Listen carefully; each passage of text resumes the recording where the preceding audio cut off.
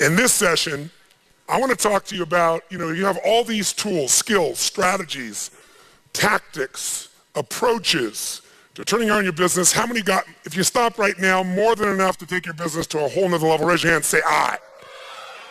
So as we talked about before, knowing what to do is very different than doing what you know. And when something is new, you don't know it quite as well. So there tends to be even more hesitancy. So part of what we're doing in this compression, by you being in this environment, is putting you in a position where day and night you're thinking about this stuff, and it starts to amalgamate, it starts to connect. Because as your brain gets overloaded, the beauty of that is your conscious mind kind of disappears a little bit, and your unconscious starts to take over. And that's the part of your brain that makes your heart beat 100,000 times a day without you having to think about it. So immersion has that power. That's the beauty of what we're doing. And then many of you are going to get this program, you're going to go back through it a step at a time, and you're going to repeat it. You're going to do that spaced repetition by way of video or audio or some combination of it, maybe using net time, no extra time. So listening to it maybe while you're working out, things of that nature. You'll embed it even more. So let's just assume you organize things well, and we're going to make sure tomorrow you leave with a real clear plan. The plan's in front of you. It's all ready to rock and roll. What is the single most powerful constraint as to whether or not your business is going to grow or not? What is it?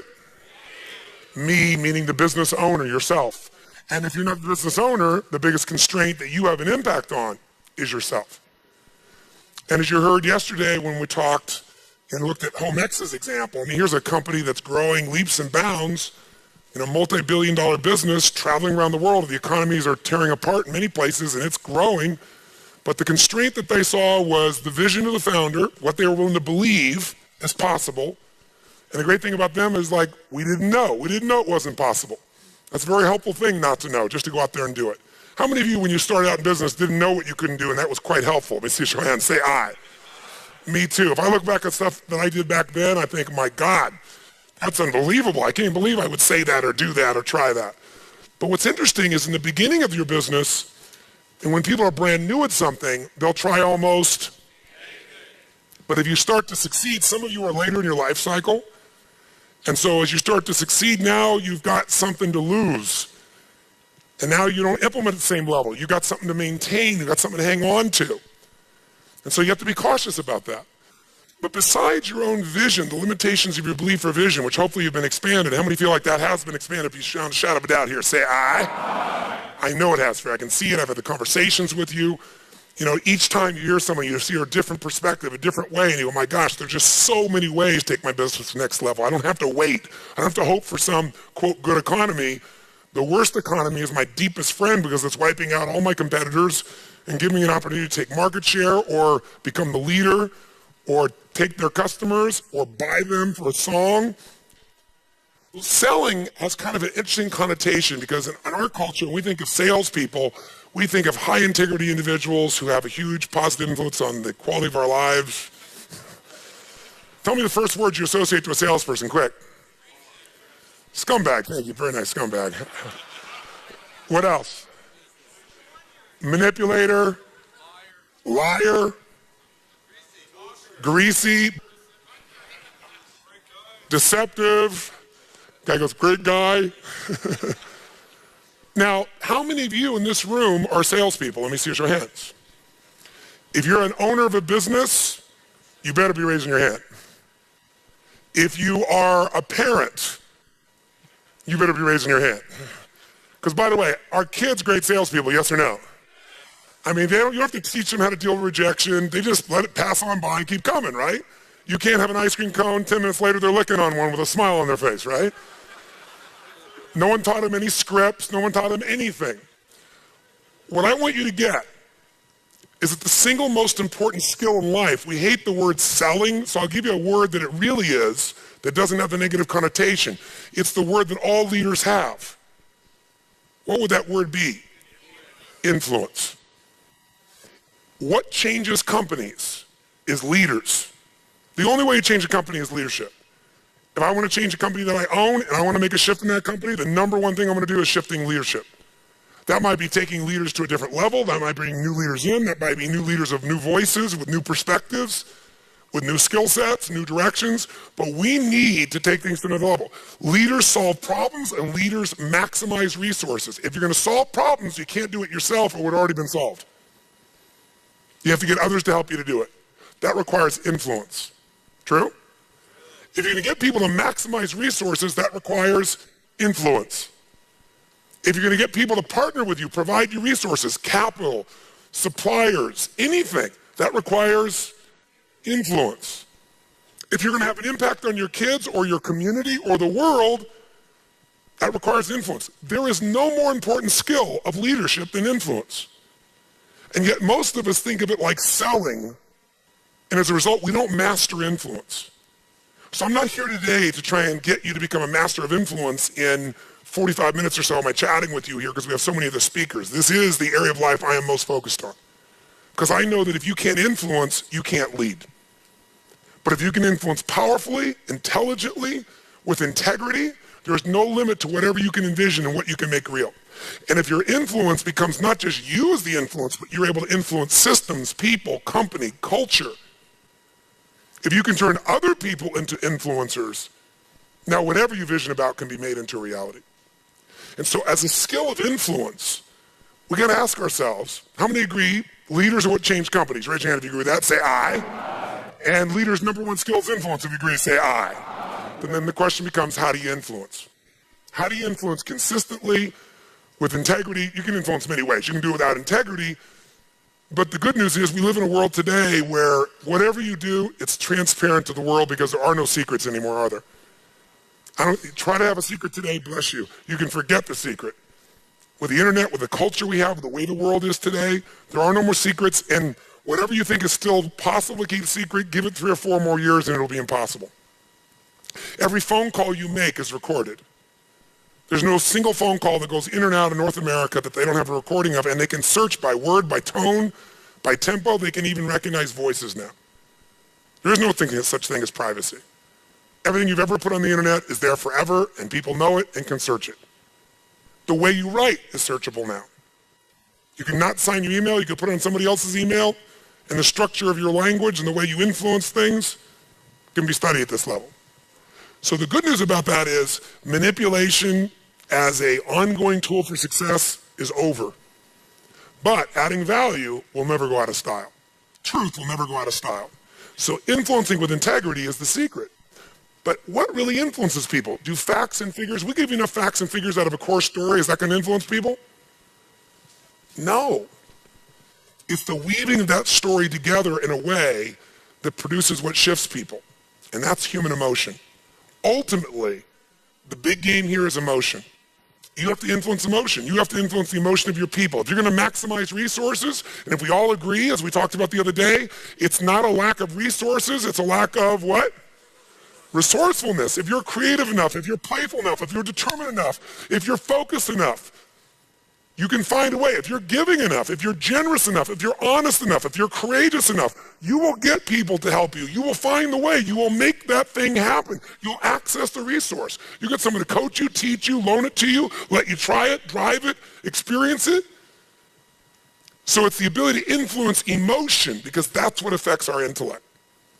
That's the bottom line. A core story is only there to give you a set of facts to educate someone that will make them emotional enough to make a decision. And what they do is they go through a series of things that you have emotions about. They may say them in a non-emotional way, but the only reason they work is because you know they're going to open the person's emotion. How many agree with me on this? Say aye. So as leaders, we can never forget that humans are emotional creatures, including ourselves. And to influence other people, we have to know what already influences them. And we can't ever forget what truly influences them. It's going to come down to our ability to connect with them at a deep emotional level or get others to do the same. Here's how I'd say it in a really simple term. To influence someone, you have to already be influenced. Right? To move somebody, you better be moved. To touch somebody, you can't touch somebody about your product or service or vision or idea or your company if you're not touched. To persuade others, you have to be persuaded. You can't give somebody else what you don't have. Now, you may have it intellectually, and here's the challenge. When you first meet somebody in your relationship, and you're all excited. What's the level of energy like? 0 to 10. Make the sound of that energy. You meet somebody you're totally excited by. Make the sound, everyone. 6 months, 6 years, 20 years later.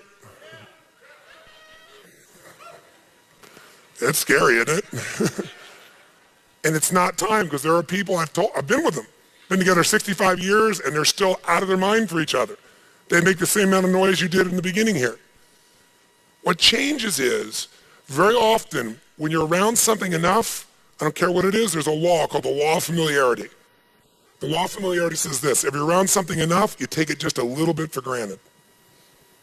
And it doesn't matter what it is, it's not that you don't care, it's that you get used to it.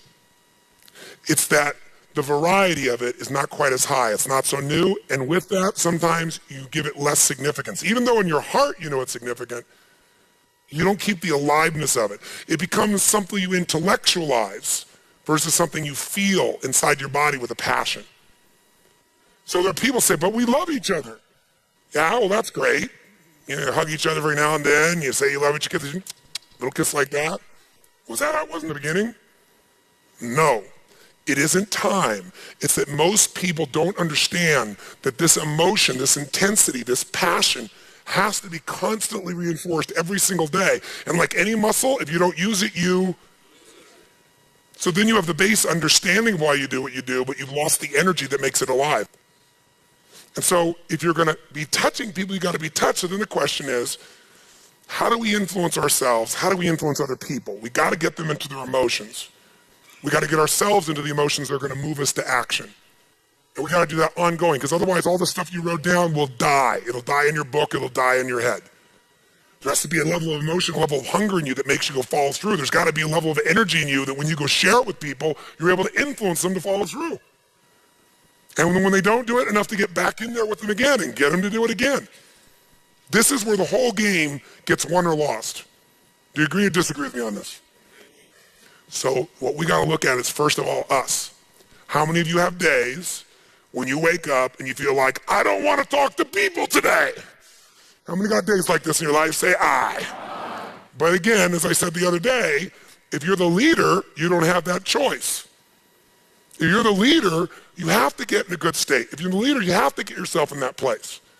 And how many of you have had some gut checks? Let me see again in the last 6 months, 12 months in your business with economy changing like it's never changed before. How many have had those gut checks? Say I. So what do? We have to become masters of influence, which means we have to be able to master the state of our own organization. To master the state of our own organization, we've got to know how to change that. How fast, my friends? How fast? And where does it have to start?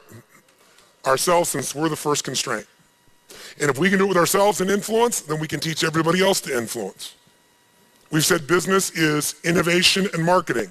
You have to influence people to innovate, because they're not going to just do it because they're used to what works and it's easier and they know it. Innovation means massive what? Change. How many people go, give me more massive change in my life with all the other things I'm trying to hang on to? They're not going to do that. You have to influence people to innovate. And marketing is influence. So, what influences us is our states. How do we change our states? Let's start with you and I and with anybody we're going to work with. You've worked with me before, you know the first answer. If you're going to change somebody's state, the fastest way to do it is physical. Trying to change somebody's mind is really hard. Change their body, their mind will go. If you doubt it, give somebody enough alcohol and just see how quickly you can change them. True? Give them enough alcohol, I don't care who they are, they're going to change. What are you changing? Biochemistry, physiology, physical body, and the emotion, the mind will shift. That's why people take drugs. That's why people eat. When they go eat, it's a biochemical change in their body. So, but we can do this through movement. We can do this through change. So if you want to be the leader and you're going to be affected, first thing I'd say to all of you going home, so you don't feel overwhelmed, is you need to develop an ongoing discipline, because we are our rituals. And I mean a physical one. If you want to say, well, why is my life the way it is today? Look at your rituals. Whether you call them rituals or not, you have them. Most of you get up and you have a set of rituals. You go straight to email, or you go straight and work out, or you go have your breakfast, or you hit the snooze alarm at least 3 times. It's your ritual. Who knows what I'm talking about here? And if you want to know what somebody's like, you can see their rituals. You can look at anybody's body in this room, if you had them take their clothes off, and you know some of their rituals or lack thereof. Is it true? If every day you get up and your ritual is you go to Starbucks and order a mocha, whatever those things are that you have, right? And a big muffin and whatever it is, right? And that's what you do every day. It's not hard to figure out what you're going to be like by 10:30 in the morning. You're going to be looking for your next coffee, your next whatever, because we want to stimulate your adrenal glands like crazy, and they're going to drop predictably. And we know what your stress level is going to be like. We know when your energy is going to go and fade. It's predictable because of your rituals. If you eat a certain way, you can predict that person's going to be fat and tired. You eat a different way, you know.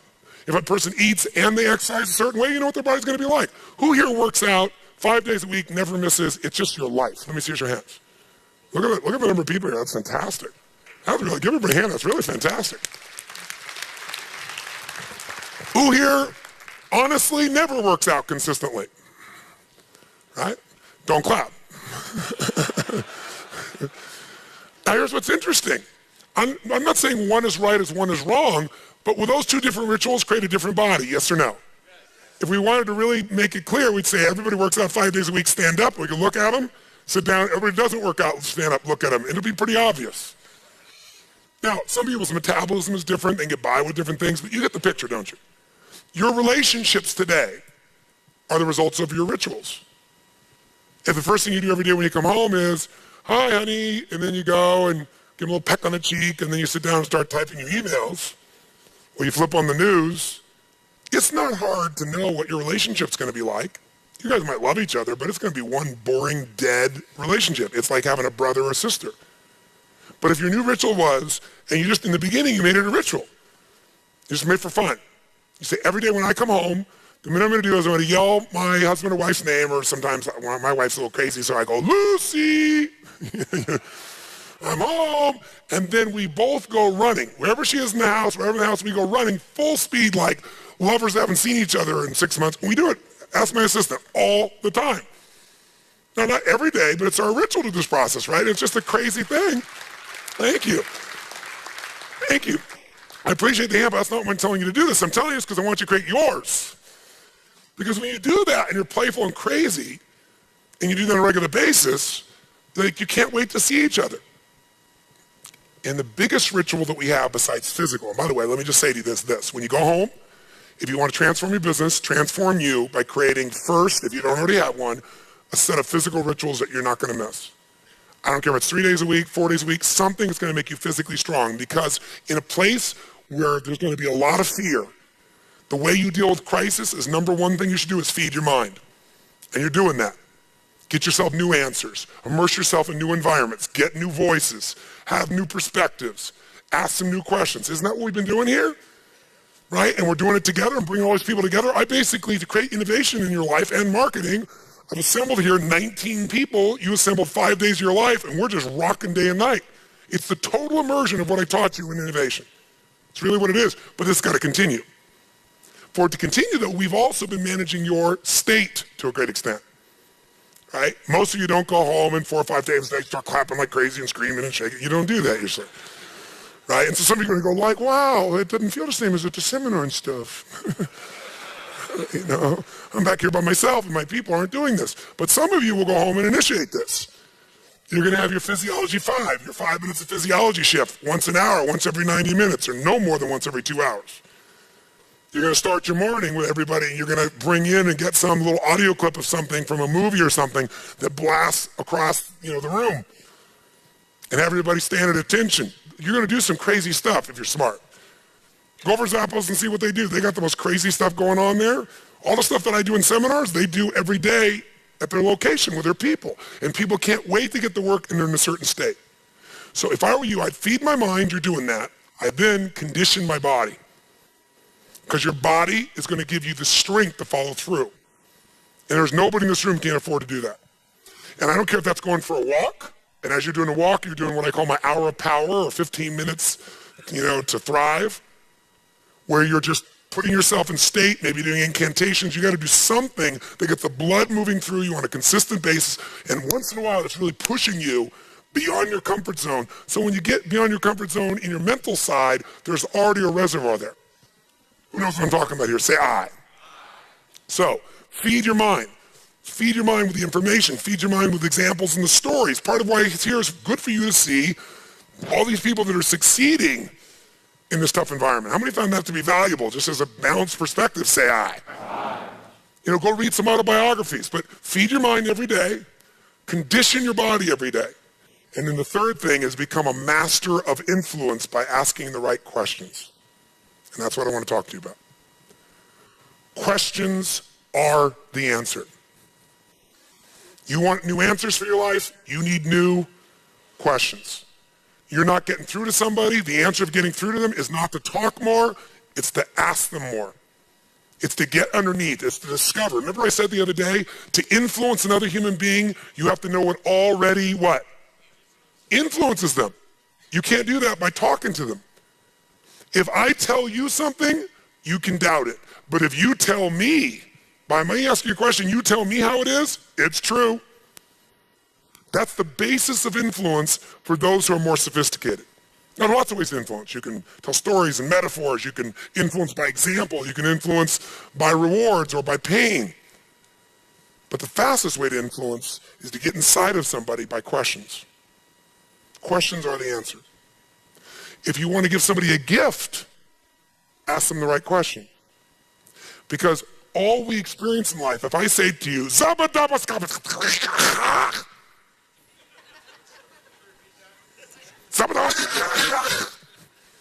what did you just experience? Freedom. Your brain just searched 10 million files and went, don't know what that means. There's nothing in there. I don't know what that is, right? Our experiences, we don't experience life. We experience our association to whatever we're stimulated by. So if I said to you, I want to tell you a story about my senior year in high school. And I started telling you about my senior year in high school, and there was this girl that I was so in love with. Now, by the way, I can go on and on and on, but you're not experiencing my story. You're experiencing your story. You went back to high school as soon as I started to tell it. And you're experiencing somebody you were interested in. Very quickly, you're going for a reference point you can relate to. How many see what I'm talking about here? If I want you to think about your mother, all I gotta do is talk about mine. Because the only way you understand things is by referencing it. So questions cause you to go inside and reference things. The right question can change anything. Who's been with me at Date with Destiny where I take, okay, so people have been Date with Destiny know I do a program only twice a year. It's my favorite program because, frankly, I've already laid enough foundational things that now I can just do my art. My art is I give people these things to do, they stand up, and it doesn't matter what's gonna happen. Somebody may stand up and, you know, they're frustrated because they've achieved everything they ever wanted and they made $100 million and they can't figure out why they're depressed. A real example of a lady I worked with just the other day. Completely depressed, so much so that she's saying, I don't think, she gave us a reference point of somebody, I don't know the person's name, but I guess they're famous in the art community. Somebody killed himself, and she goes, I don't think people should be upset with him. I think you should be able to take your own life. What's that telling you? Right? So it's like, I've never lost a suicide in 30 years, out of thousands. It's one of the things I'm most proud of my entire life. Children, adult people. I don't say that to brag, I'm saying it because once you know a human being's needs, if you know what they're really after, and you know how to ask the right questions, you can connect them to any new experience of life you want them to be in. And I know all human beings have a need for certainty. Certainty they can be okay, they can avoid pain, they can have comfort or pleasure. Think of certainty as fundamental comfort. If you have no certainty that this floor was going to hold you up and we're on the 8th floor right now, you know, you might not be paying attention to me. I remember once I did a seminar in Switzerland, and it was about 2,500 people. It wasn't a huge seminar, but we were in this building, and it was a building you usually did trade shows in, just like this one, you drive trucks in and so forth. But as we jumped, everybody was jumping in the room like that, and we were rocking them. I took the house to a different level. The floor started going up and down as we're doing this much up and down, like a wave. By the way, how fast do you think people stop jumping? And I could feel, we're all feeling, people looked around. So I called the building people, and we had everybody always come in. They did this inspection and everything else. Now, this is the first day of a 3-day UPW seminar. So those who've been to Unleash the Power Within with the firewalk and so forth know it makes what we did this week look like nothing because the intensity is at a whole different level. But it becomes fun because you become so strong so quickly. You're not sitting so much. You're in it. And I can't do 3 days of people sitting for that many hours. They'd be bored out of their mind. It wouldn't change. There'd be no transformation. So they come back and say, the building is fine. It has this much play. It's just trucks usually drive on once. They don't go up and down, up and down. It's a different motion. I said, are you absolutely positive? No problem. So I tell everybody that we're still going to jump up and down. Now, this is going to require some leadership. Does that make sense? What do I got to do? I got to be able to what? Influence them. And by the way, what do you think the likelihood is where everybody told them we're starting? There's just no way they're going to do it. I said, well, if they don't do it, we might as well not do the event, because you can't physically sit still and not move, because emotion is created by motion. So I said, it's not going to work for 3 days now. It must happen. So since it must, my job as the leader is to influence them. So first thing I got to do is I got to own how important this is. I can't get you to own it if I don't own it. How many agree with me on this? Say aye. If I own it like 90% or 95%, will I get everybody, yes or no? You don't get people to walk on fire by 90%. I think you'll probably do well. Right? I got to own it. And by the way, what if I said, okay, we're going to walk on fire. Okay, who wants to go first? Not me, somebody else. Somebody else go first. Right? As the leader, I always go first. Right? That's my job. So all I did was I divided up the room, and I realized they needed certainty. So I said, watch, we're going to do this with a small segment. We're going to divide you into 3 teams. And so I divided one section, second section, third section, and we all jumped, and I got them jumping, and the room didn't move, stop. And that's what we did. We went all weekend long on these 3 sections, and the room didn't shake. I figured out how to give them certainty till they forgot about it. It was totally fine, right? But whenever you're going to accomplish something, sometimes you got to break it down, but you got to provide this need for certainty. Everybody has a need for uncertainty. Everybody has a need for variety. We all have a need to feel like there's a surprise in our life. Who here loves surprises? Raise your hand, say aye. You like the surprises you want. The surprises you don't want, you call problems. Isn't it true? But you need those too to feel alive. See, you like surprises that you're certain, you're not sure they're going to happen, but if they do, you're certain it'll feel good. Isn't it true? So people have a need for certainty. They need uncertainty. They need variety. They need stimulation. People have a need to feel significant, to feel unique, to feel special, to feel important. If you help people meet that need, trust me, the world is yours. I remember many years ago, Steve Wynn is a good friend of mine, and I love him. He's one of the most brilliant people I know. He's not only a genius entrepreneur, but he is an artist. He's one of the most creative people. Steve could talk about this lectern, and he could make it the most magnificent lectern you could possibly imagine. Tony, look at the metal on this. And he can just describe things in a way that are just unbelievable. So we were having dinner the very first time we ever met. It was New Year's one year, and fireworks were going off, and he and I were like totally into it. And we were talking about influence, that this is the ultimate skill in life of any business owner, and that's his only job is influence. He creates things, he loves that, but I can create all this. Guess how valuable this is if I can't influence you, that it's valuable for you? 0. It dies. It stays in my house.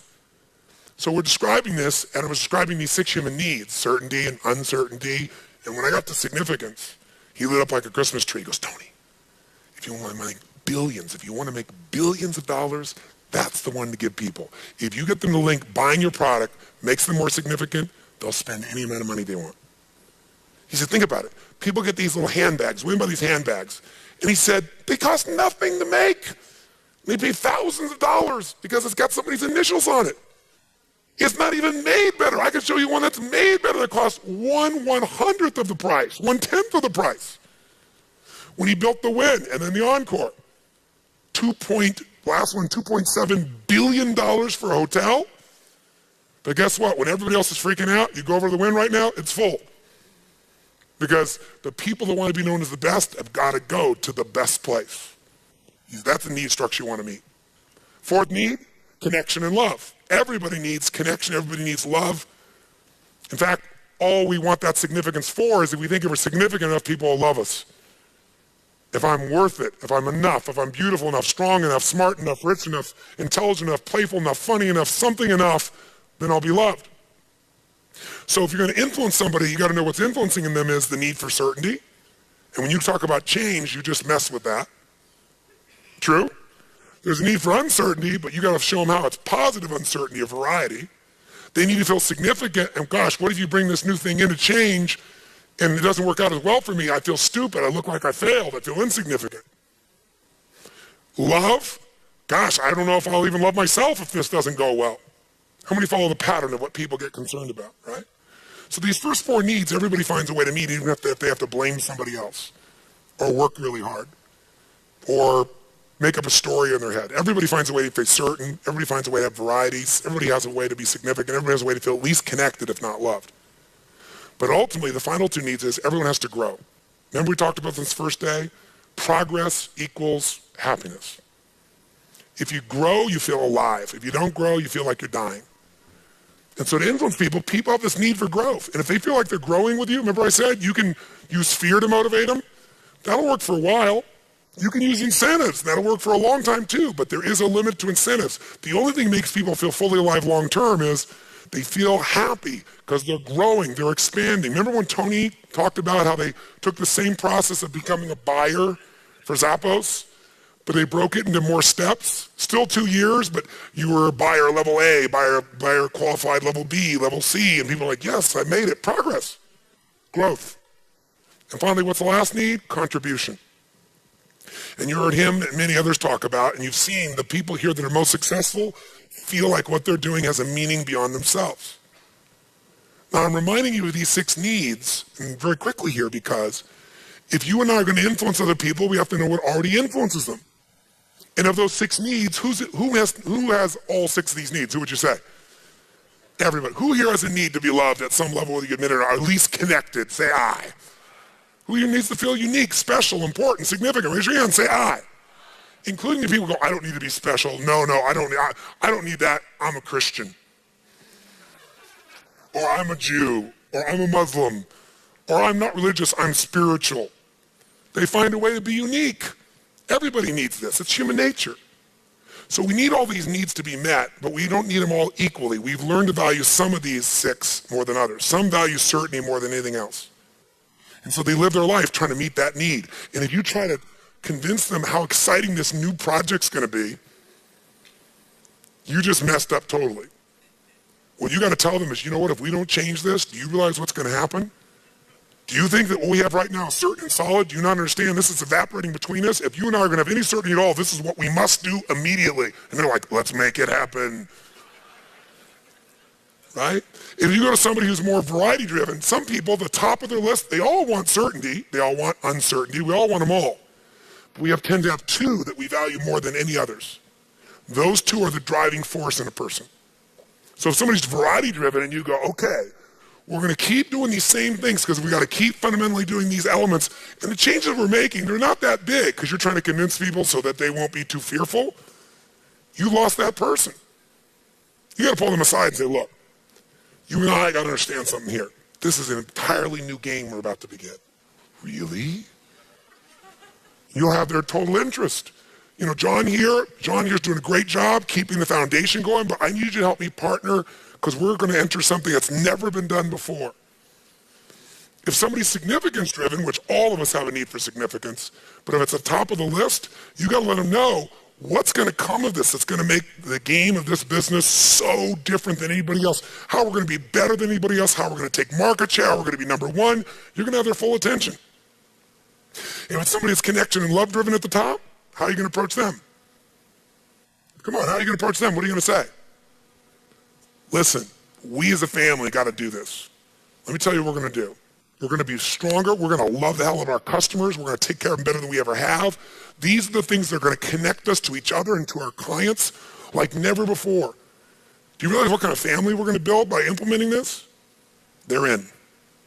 If they're growth driven, it'll be obvious. You don't even have to explain it. They'll just see the growth opportunity and go for it. If they're contribution driven, it's very obvious. So you have to be able to bring your message to someone in a way that makes sense. Now, telling them is one thing, but asking them is even more powerful. See, if I tell you, you can feel I'm selling you, persuading you, influencing you. But if I ask you a question where you tell me, you own it. It's exactly what happens at Zappos when they take people for the first week, no matter what position they have, and they put them through an immersion, right? They put them through boot camp.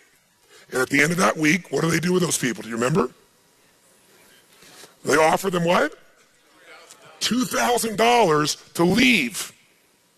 Right now, $2,000 to leave. Now that makes these people, see, instead of Zappos selling you more on we're the best culture, they gave them enough information, enough experience to hopefully get a good hit. But now it's the ultimate piece. I have to ask myself, am I on board or not? If I ask you, you might even be asking me, oh yeah, I'm ready to go.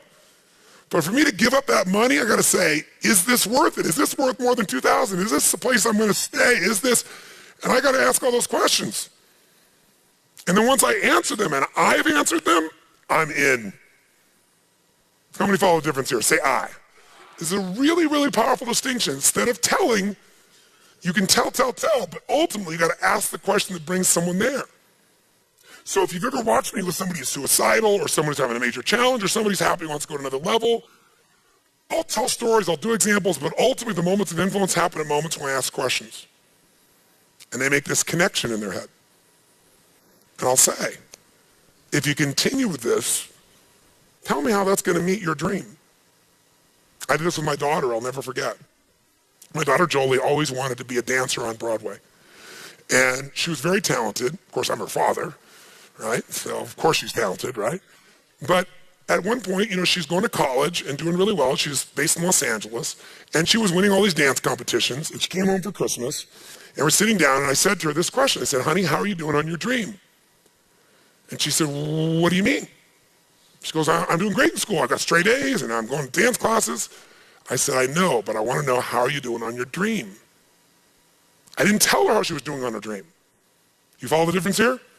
I could say, Jolie, I'm concerned. You got straight A's in school, and you're doing great in dance classes, but you're not focusing on your dream, or I don't think your dream's coming about. If I start out with that, it wouldn't work. I got to ask. I got to make her break her own what? Break her what? Pattern. She goes, well, what do you mean? I said, your dream, you know what it is. What is it? Well, she goes, well, of course, the dance on Broadway. I said, uh-huh. And what are you doing? She goes, well, I'm going to school. I got straight A's, and I'm dancing. I said, are you dancing against people you're better than, or people that are better than you? What do you think her answer was? I'm better than them. I said, of course, because you're winning every time. That's a clue. So my question is, how do you get better playing against people you're better than?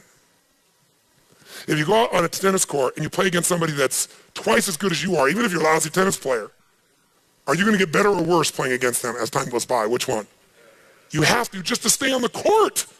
If you sit across from somebody whose skill set is lower than yours, even though you want to practice as hard as you can, what's going to happen to your game eventually? It's going to go down. And you can just watch her process this. Now, if I said to her, you need to leave California, move to New York, and compete with other people, that probably wouldn't work too well. But I started out with, how you doing on your dream? And then I got her to say, what is your dream really? And I knew what the answer was. By the way, the best way to influence people, if you're trying to serve them, is you better know what you want to take them towards. As a leader, I got to know where I'm going to take you. That's my job. If you're a parent and you're not leading, your kid's leading you, you're not much of a parent. That doesn't mean your kids can't inform you, but there are points in life where you got to be able to lead them. And you can lead anyone wherever you want, as long as you know where the outcome is and you ask the right questions. I could take a deck of cards, have you take out any card, see what the card is, and I can lead you that card. You take out, for example, you know, the Ace of Hearts, the King of Hearts. And I say to you, well, let me ask you a question. A deck of cards has 52 cards in it, but they're broken up into 4 different suits, aren't they? What are they? Spades. And what are they? Come on. Yeah. So as you think of those, pick one. Pick one. Hearts. And some of you won't pick hearts, so I'll say, pick another one.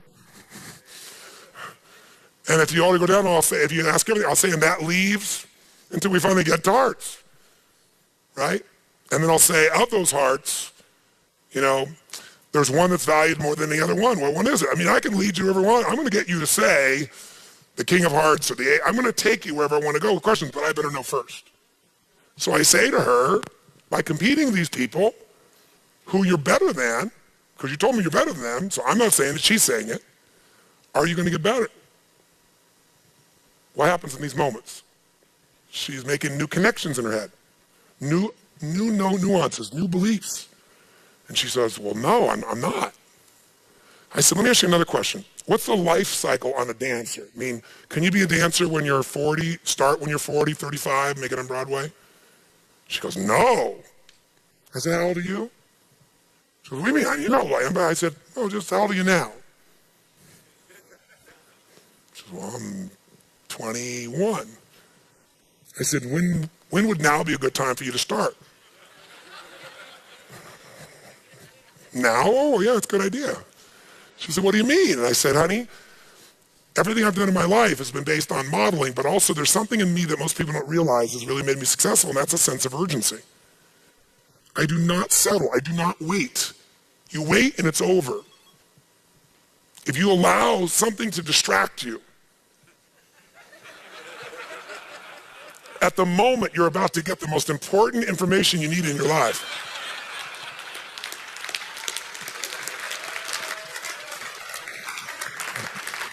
What do you think the price is?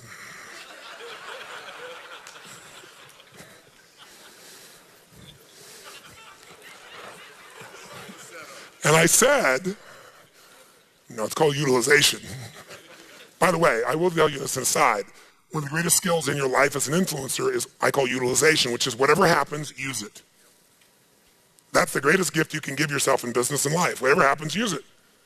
If you're aware that whatever happens is always an asset to your outcome, if you have the belief it's always an asset, I just need to know how to use it, then everything in life plays to you. It might be another metaphor, what Tony from Zappos talked about when he had those people take the test, say, am I lucky, extremely lucky to unlucky? Remember that? And ironically, the people that think they're extremely lucky have a different life. They have a different life because they utilize everything. They see everything as to their advantage. Anyway, with my daughter, basically what I said to her was, honey, I want you to get, you think I'm a genius. And I said, and I am. But I said, my deepest genius is urgency. I am one hungry mofo. I will not let an opportunity pass me by. I will not see something that's possible and go, well, I'll try that later. I grab it. I grab it right then by the hair. I crush it. I go after it. It isn't just talent. You know, how many talented people do you know who have unbelievable talent, but they never lived their dream? How many people you know that are brilliant and are depressed? How many people you know that have up-to degrees in education but can't fight their way out of a paper bag? By the way, you're all answering those questions. You don't have to answer them out loud. I usually, in an audience, invite them to answer that out loud because it creates momentum and energy and keeps your energy high. But I don't have to use that style. I could use anybody's style as long as I ask the questions. The answers are going to show up, aren't they? And even if you say no, that's still an answer, isn't it? So I said to her, honey, I said, is this making sense? She goes, yeah. What are you proposing? And now she's open. How many follow? Right? Because she now believes I've got to do something. If I stay on this path, it's not going to happen. There's not enough time. I'm 21 years old. I said, well, honey, how have I ever succeeded? What have you seen me do? What is the secret to me compressing decades in a day? She goes, modeling. I said, that's right. I find the best in the best. I won't settle until I find the very best. Not somebody good, somebody who's the very best. And I go figure out everything they do so I can compress decades into days. You need to go model or work with the best person in your industry in the world who happens to be in New York. And you need to train with them. And it's not enough to model somebody. You got to take massive what, my friends? Massive what? You can come here and model the people here, but if you don't do anything with it, it's over. It's not going to happen. So I said, you got to take massive action. She says, well, what are you proposing? I say, leave school, move to New York, go into training. I will pay for the training as long as you have a full-time job paying for your housing. Because I want you to be a working actress, and as long as you're going on auditions. You can't just go train and work. You have to find a way for auditions too. You do that, I'll pay for you to be able to go there. I'll pay for your training, you pay for your housing. Because that's really scary. That's a lot. That's a lot. When would I do this? She goes, I'm in the middle of school. I said, when would now be a good time? She goes, you mean like right now? I said, what do you think? She says, in the middle of the school year? I said, yes. She said, but you're the one who told me to go to college. I said, I was wrong.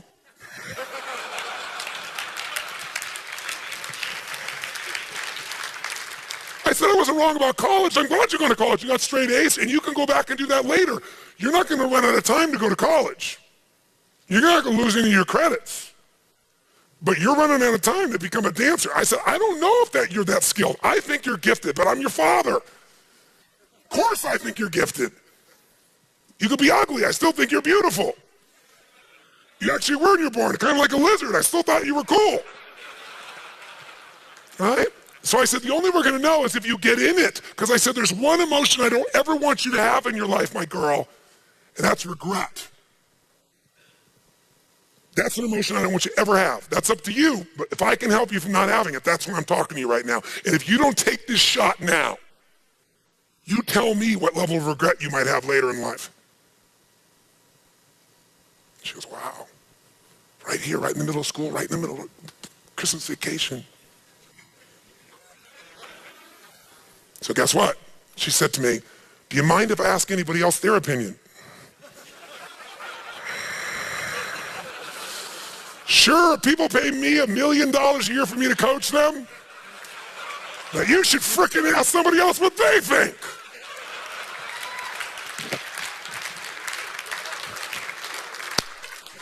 Not a problem. Who are you thinking of? And she said, no, Dad. She goes, of course I respect your opinion, but you've always taught me to go to the area where there's the greatest expert. And she said, the greatest experts are people in the business. I said, you're right. Who are you thinking of? And she said, well, I was thinking of so-and-so, this gentleman who's at CAA, who was a good friend of mine, and she knew him. He's one of the top guys at CAA. And I said, he's actually a brilliant idea. I said, that's smart of you to do that. Check it out. She goes, okay, I will. I said, when? She said, now would be a good time? Now would be a good time. So she literally went in the other room, and as she goes to the other room, he's one of my friends. I call him right then and there while he's doing a true story. I said, look, I just talked to Jolie. I only have 30 seconds. I talked to Jolie. Here's the deal. You know this. She's here, straight A's, da-da-da.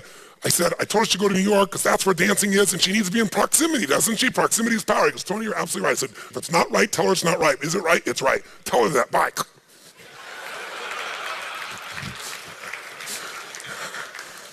No exaggeration. She walks in 3 minutes later and says, the line's busy. I left a voicemail. So I said, honey, don't leave a voicemail. Call back again. You know him. He's on the line all the time. She always calls him. Long story short and true story, she talks to him on the phone. He talks to her for like an hour and a half. She comes back a couple hours later. God, Dad, I had the greatest conversation. It was the right thing to do. And he says it's absolutely right. And we talked about why and how and all those things. And so I said, okay, great. I said, you can't be a prophet in your own land, I guess, around here. But I looked at her and said, Father knows best. She laughed. We laughed about it. So I took my little sunshine girl who was used to living in Southern California and going to the beach, right? I took her to New York during one of the worst winters New York had had in like 15 years and put her in this crappy little apartment deliberately because I wanted her to be hungry, right? And sure enough, she went and she trained with some unbelievable people and she kept going on these things. And less than 6 months later, she called me up at one time and she said, Dad, she goes, I have a little surprise for you. When you come to New York? And I told her and she said, okay, well, I want to pick you up from the airport. Sure enough, I get to the airport. She's not there, but there's a car there for me. A little note. I said, Dad, I just have a little surprise. And so I'm okay. So I get in the car and I'm excited to see my daughter. And the car drives by her apartment and we go down to downtown Broadway.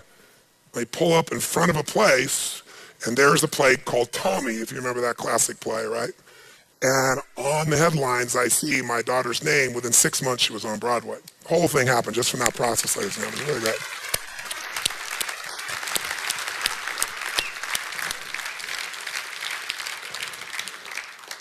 Influence is the game. You must lead your children, you must lead yourself, you must lead your business, which means you can lay down law, foundation, principles, distinctions, you can tell stories, you can give examples, but ultimately you must ask for the order. You must ask for the action. And you must ask in a way where they're already convinced because they know it's right inside of them, not because of the power of your personality. Because the power of your personality will go away. But see, when I went away, she already owned all this. How many follow the difference here? Say I. Plus, you'll learn a lot. You'll learn. You'll find out I'm trying to influence do something, may not be right. Maybe the better thing is some mixture between what I thought and they thought. You'll find that by asking questions. You can't just ask questions where you're only trying to get to the outcome. You got to have the overall outcome, and you got to be open to what's happening as feedback along the way. And you got to know what people need: certainty, variety, significance, connection and love, growth, contribution. And you got to know which one of those they value most to get their attention. You got to start with what they value, not what you value. See, most people think influencing someone is getting them to do something. Well, if I said to somebody here, okay, I'll give $1 million to the first person up here who's naked within the next 15 seconds, trust me, that's not influence. Any idiot could pull that off. That's a bribe. And that's what some of you do with the people you manage. You try to bribe them, and you go, look how well they're doing for a while until that gets old. Till being naked gets old or $1 million gets old. $1 million gets old. Who knows what I'm talking about here? Yeah, some of you in this room know $1 million isn't squat. Whatever you're around, you get familiar with, it loses its intangible quality. So you got to be constantly thinking this game about how to meet these people's needs. And you got to use questions to do it. Who else do you got to ask quality questions of, my friends? Who? Ourselves. If you want to get yourself in state every day, what are you going to do? Feed your mind? What are you going to do? Condition your body? What are you going to do? Ask better. Not, how am I going to survive this economic downturn? That kind of question, you're going to feel like hell and you're going to do like hell. Because that's going to put you in a state where you're not going to come up with any answers. So what are some of those questions? Well, in my own life, I learned to ask questions that were very helpful to me. I learned just to go, instead of saying, I'll give you an example. I remember I was on the road. I'd been 120 days in a row on the road. 100 of those days I'd been on a stage. My voice was gone. My body was gone. Because most of the things I do are not like this, where it's you guys are sitting in chairs and it's casual and talking for a few hours. Here's a 50-hour day, weekends. Bam, bam, bam, bam, bam. And then the full time in between, and then flying 12 hours. Crazy. And I got home, and I was burnt out. I was physically burnt out. And I got home, and the first day I was home, I had 100 and something phone calls. Now, this is obviously the days before email, because I thought 100 phone calls was really just horrific. Right? I was like, 100 phone calls, and these were the questions I asked myself. I was like, what the hell is the matter with my life? How did I end up in this pit? By the way, I was living in a 10,000 square foot castle overlooking the ocean in Del Mar, California, when I was saying this to myself. But can you hypnotize yourself with questions, yes or no? Questions have presuppositions, like the man who came the other day and said, well, how can I do this when it's impossible? That's basically what he said to me. He said, how can I double my business when, no one is buying anything anymore? Well, if you ask a question built with a negative presupposition, you're in pain. You asked a better question. So I said to him, is there any other person you could sell to? Is there any other service you could create? Is there any other market that exists in the world? You get new answers when you ask new, but we ask the same questions over and over again. So I'm going, why did this happen to me? And why do I have to respond to all these people? But then what I did is I realized to change my state. I went and drank some water. I was dehydrated, shook my body out. So what I'm going to do first? I'm going to just go for a little run. Went for the run, got my body changed, and the state changed. New focus came with new questions. I started thinking, you know what? I would have died to have some of these people call me 4 or 5 years ago. One was the President of the United States on that list. Another was a guy who's now one of my dearest friends that I remember I used to be a fan of this man. He's just a genius of a man. And now he's one of my best friends. And so I asked myself, how did I get so lucky to get these people in my life? How did I get so lucky to have 100 people want to talk to me in a day? There was a time I can remember in a 400 square foot bachelor apartment in Venice, California, when I heard the song, I Am, I Said, and no one heard, not even the chair. And I sat there with tears thinking my life had no meaning and I mattered to nothing and no one. Sometimes it's good to ask a question that reminds you that whatever you think is stressful today was something you would have dreamed about at one time in your life. To have a foreground, you need a background. Sometimes it's useful to remember your background. So I asked myself, okay, why do I want to call these people back? Is there a presupposition there, yes or no? What would be great about calling these people back? Well, I said, actually, I want to catch up with Peter. And pretty soon, instead of having to do it, does the state you do something in affect the people you deal with, yes or no? And your state is affected by what you focus on. And what you focus on is controlled by questions. So then I thought, a better question. I said, how can I make all 100 of these phone calls and enjoy the process? Because for me, it meant sitting down, being all crunched up, going in there, talking, not breathing, not eating, not anything, 100 calls, right? And I looked out the window as I saw that outside. It was a sunny, beautiful day, and there was sitting my swimming pool and jacuzzi overlooking the ocean. And I said, I'm calling everybody from the jacuzzi. Because I asked a better question. How could I make these calls and totally enjoy the process? I didn't get the answer. So if you keep asking, that's the secret. Ask and you shall. But you got to ask consistently, and you got to ask from a state of certainty. Not like, well, what do I do? That's not going to do. I said, how can I make this call and totally enjoy it? I went, I'm going to call from the freaking jacuzzi overlooking the ocean. If I wasn't making the calls, that's where I'd be. So why wait? So I took my little list down and got not my cell phone, but my little extender phone out, right? And I sat in that swimming pool and talked and laughed. And I remember why I was calling everybody. And before I called them, I thought about all the things that we'd done together or what was cool I wanted to share with them. And I made all the calls. I didn't reach everybody, nobody was reachable, but I made all the calls I could possibly make. And I was in that jacuzzi for about 3 hours, and they came out like I looked like I was 4,000 years old.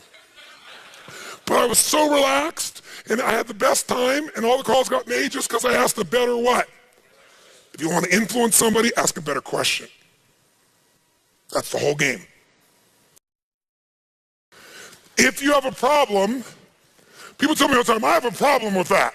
And I say, what's your question? Because all you're saying when you have a problem is there's a question that you have that's not been answered. Problems are really questions that have not been answered. But when you state them not as a question, you forget that you're after an answer. So, tell me your problem in your business, sir. Funding. What's your question? What's your question? Because by the way, when you go, my problem is funding, guess what you got? Now you have a problem. It's yours. You get to hang on to it. You get to label it my effing problem. You get to show people your problem. You get to talk about your problem, but nothing changes. Nothing changes until you get an answer to what really is going on. What really is, it's a problem because you haven't formed it as a question. If you got the question and you keep asking it, and you ask it with enough certainty, playfulness, creativity, you ask it of the right people, you ask it of enough people, ask and you shall what? Seek and you shall. Now you don't have to be religious. Those are useful terms to remember because it's true. But the problem is still your problem because you haven't formed it as a quality question. You know, say, I got a question. How come I can never get funding? Yeah, that's like somebody says, how come, I can never lose weight? And your brain goes, because you're a pig, right? If you ask a lousy question, you get a lousy. It's true of your customers, true of yourself, true of your clients, true of the people that work with you. So what's your question, sir? My question is, how can I go out and talk to some people and let them understand what a great investment that bullet hire is? Okay, give me a hand. That's a nice question. Very nice. And stand up, sir. And now tell me the answer. In fact, tell me 3 answers because I want to show you all something. Problems get solved only when you adopt this philosophy. No more than 5% of my time on the problem. 95% of my time on the solution. In most organizations, if you took the amount of time they spent talking about the frickin' problem and what caused the problem and where the problem came from and who's responsible for the problem and how the problem emerged, is it that ratio, yes or no? No, it's not 5% of the time, is it? It's probably almost reverse. It's usually 70, 80% of the time on the problem. If you're lucky to get 20% on the solution, it's usually 5 or 10% of the time on the solution. I'm talking about core, total focus, where you've crystallized what the question is you need the answer to. And that's where you've been. You've been focused on this thing called a problem, and there is no thing called a problem once you form a question, if it's a quality question. So one thing I used to do in my seminars in the very beginning, You know, in the big seminars, like here, I can mingle amongst you because I can get out and get back out again. But in my big seminars, most of you know I have security. It's not so like I want security. It's because I couldn't physically function. Because once you get to 2, 3, 4, 5,000 people, 10,000 people, there's just too many people. It's overwhelming, and people won't let me go, and I couldn't function. I couldn't move around. So what I did in the beginning days before I had security is people would run up to me here, and they all want to get their question answered. And I got a process in between because I'm running the frickin' thing. And I can't do anything. I can't go to the bathroom. I think that's why I developed bladder control. It's because the break was over and I was still standing there with 20 people, right? So I came up with a plan, and I implement this in every company in this room. And I actually thought about this, something we even could implement in our big seminars, even the large seminars would be easy to do as well. People all want me to give them the answer. And I'm happy to give them an answer, my answer, which might be a good answer, might not be, but it's the best one I can give you. But even if I give you the best answer, wouldn't it be better if you came up with the answer? Because I come up with it a little bit of you is a little annoyed that I had the answer and you didn't. First, you're happy to have the answer. Then later on, you're a little pissy because you went, oh, I could have thought of that answer. I'm doing the show for NBC. It's called Breakthrough with Tony Robbins. And in order to get the show, I show them all these films of people I turn around. You know, I take the impossibles is what I want. The people that have been in therapy for 20 years, or the person who's suicidal, or the relationship that's over. And I just live to take the impossible, make it possible. Now, by the way, in relationships, sometimes it's better for them to be apart. So I don't want to give the impression that we always keep people together because that's not necessarily the goal. But I said, go find some people of your own so you know I didn't get specially good, pick the right person. You will pick anybody and I'll turn them around. And so, sure enough, they went out and found some people. And one of the persons they got was a man who they went to a speech pathologist and said, could you turn somebody around who's stuttering? Who's been doing it for years? He said, of course, I could do it easily. I said, really? He said, sure. I said, get the worst stutterer you could possibly find, search all pathologists, speech pathologists, find their worst patient.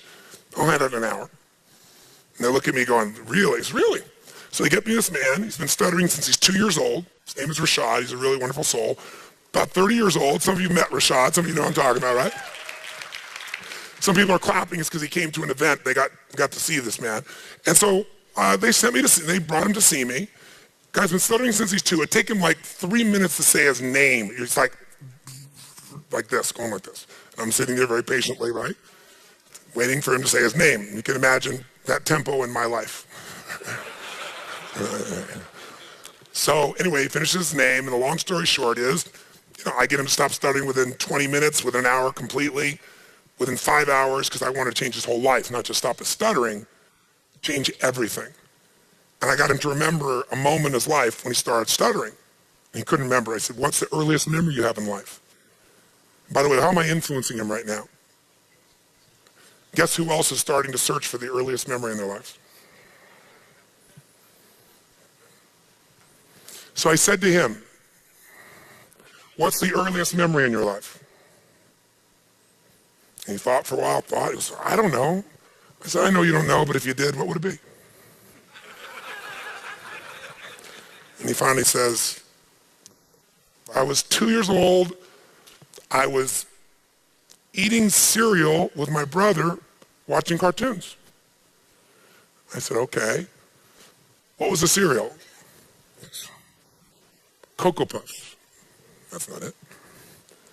I said, what was the cartoon? He said, Rocky and Bullwinkle. And I said to him, didn't Bullwinkle always stutter? And his eyes got like this big. He said, yeah. I said, whenever he was in trouble, he stuttered, and then Rocky came and saved him. He watched this unbelievable transformation. I said, something happened before that day, because whenever someone has locked down that day, you have a memory before it, you've just blocked it. I eventually got him to remember the night before his father had brutally beat his mother. And then he didn't know what to do when he was watching Rocky and Bullwinkle, and he started stuttering. And sure enough, Rocky comes to rescue. His dad stopped beating his mother because he had to deal with his son stuttering out of control. So unconsciously, he became the problem, so the father had to focus on him instead of beating up his wife/mother. I said, that worked really well for a 2-year-old, Rashad, but not very good for a 30-year-old, Rashad. Does it? Is that what you want? All of it is setting something up and asking the question. Anyway, the transformation was incredible. The next day, the reasons people clapped in the room is, the transformation was amazing. I had him find a part of himself that was like a warrior because he was kind of a beat down guy.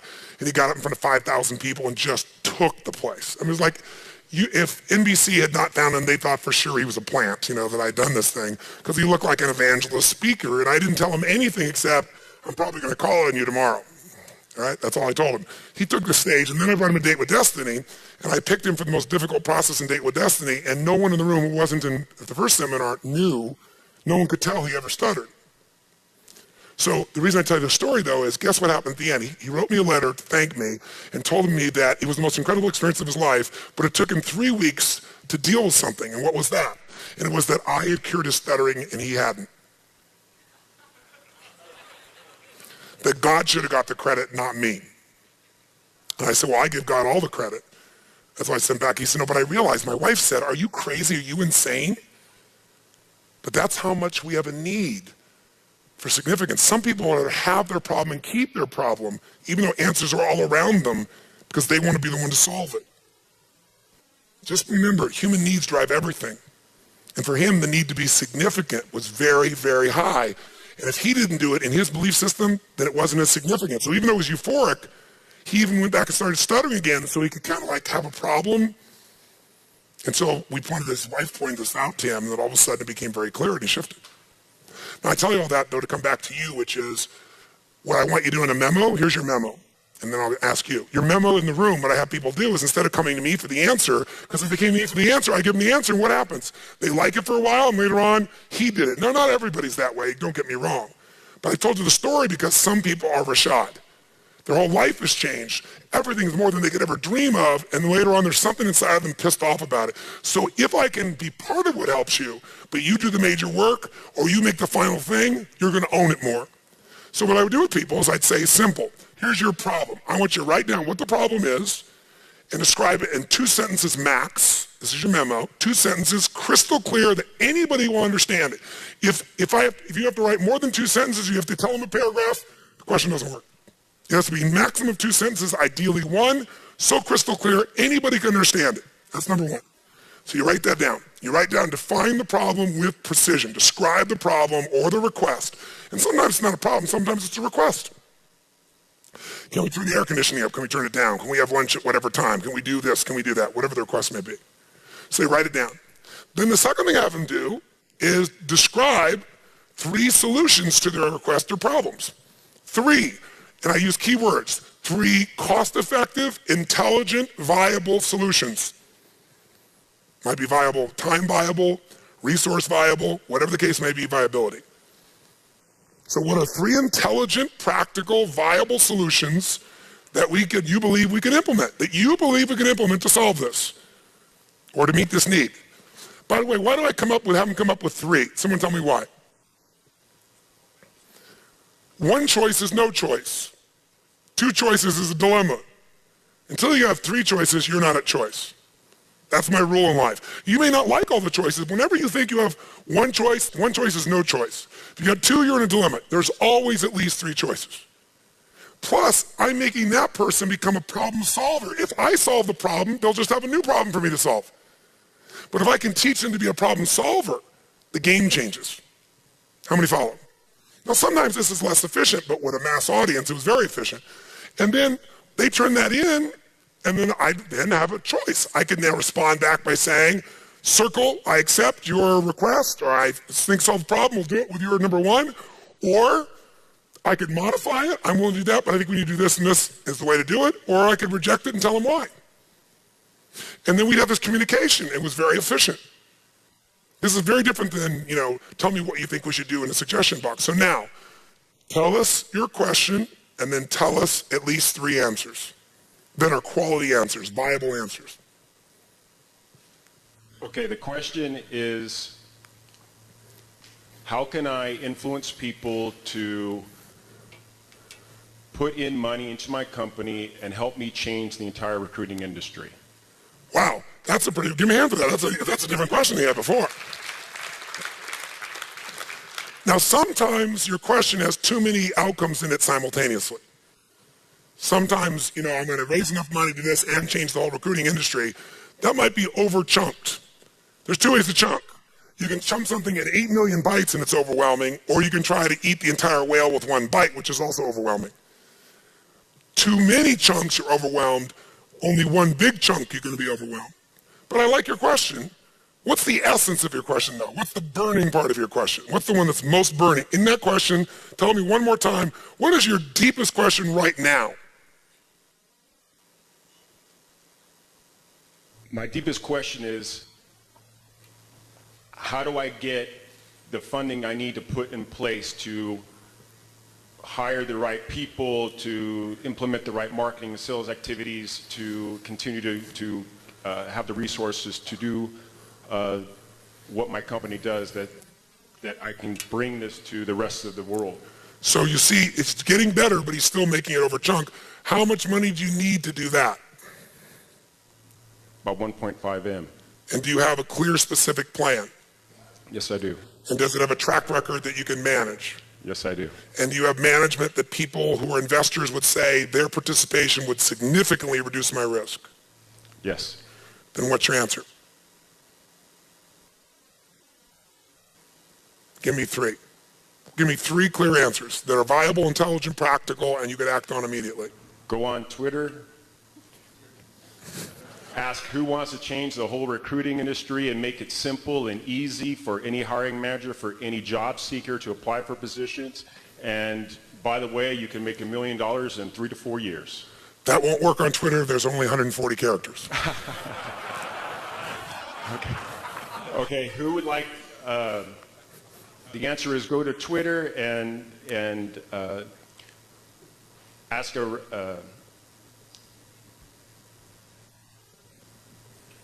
ask the question of who wants to change the recruiting industry, and I can show them how it can be done, and if they can be a part of this and also make $1 million. Okay, so that's one approach. Go to a medium online, Twitter might be one example, where I could get people's eyeballs and make a request where it's very compelling, both in a sense of transformation and economic return. How many follow? Okay, give me another answer. Go out to my personal network and just start talking to people and showing them what my system does and what the growth potential and our management team, and then ask them to be a part of it. Great. What's the third answer? Continue to talk to venture capitalists and continue to tell the story to them about how we're progressing. Great. And I bet you could come up with 3 more right now if I asked you to, couldn't you? Most likely. Yes. So what do you feel right now differently than a few moments ago, if anything? I know I can make this happen. That's right. Give him a hand, first of all, for that right now. That's the process. Why? Why? Why do you know?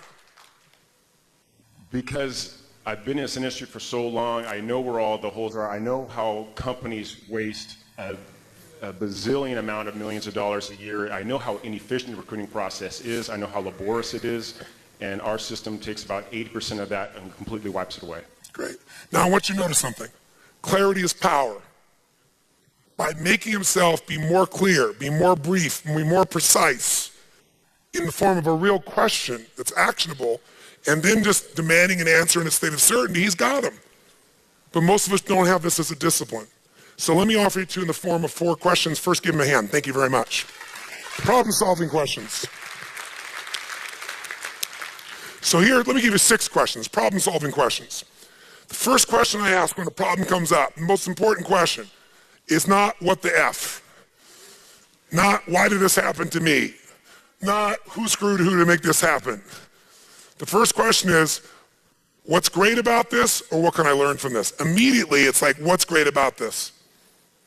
What's great about this? The first question I tend to ask is, what's great about this? Now, by the way, the answer I often get initially is, what do you think? Nothing. Because if you're in a lousy state, you go, what's great about this? Your brain's going to go, nothing, you idiot. And I go, I know it looks like nothing, but if there was something great about it, what's great about this? And I demand the answer. By the way, seek and you shall what? Ask and you shall. And I don't care who it is, if you ask with authority and certainty, you get an answer. I'll give you an example. A friend of mine came to see me one time, years ago.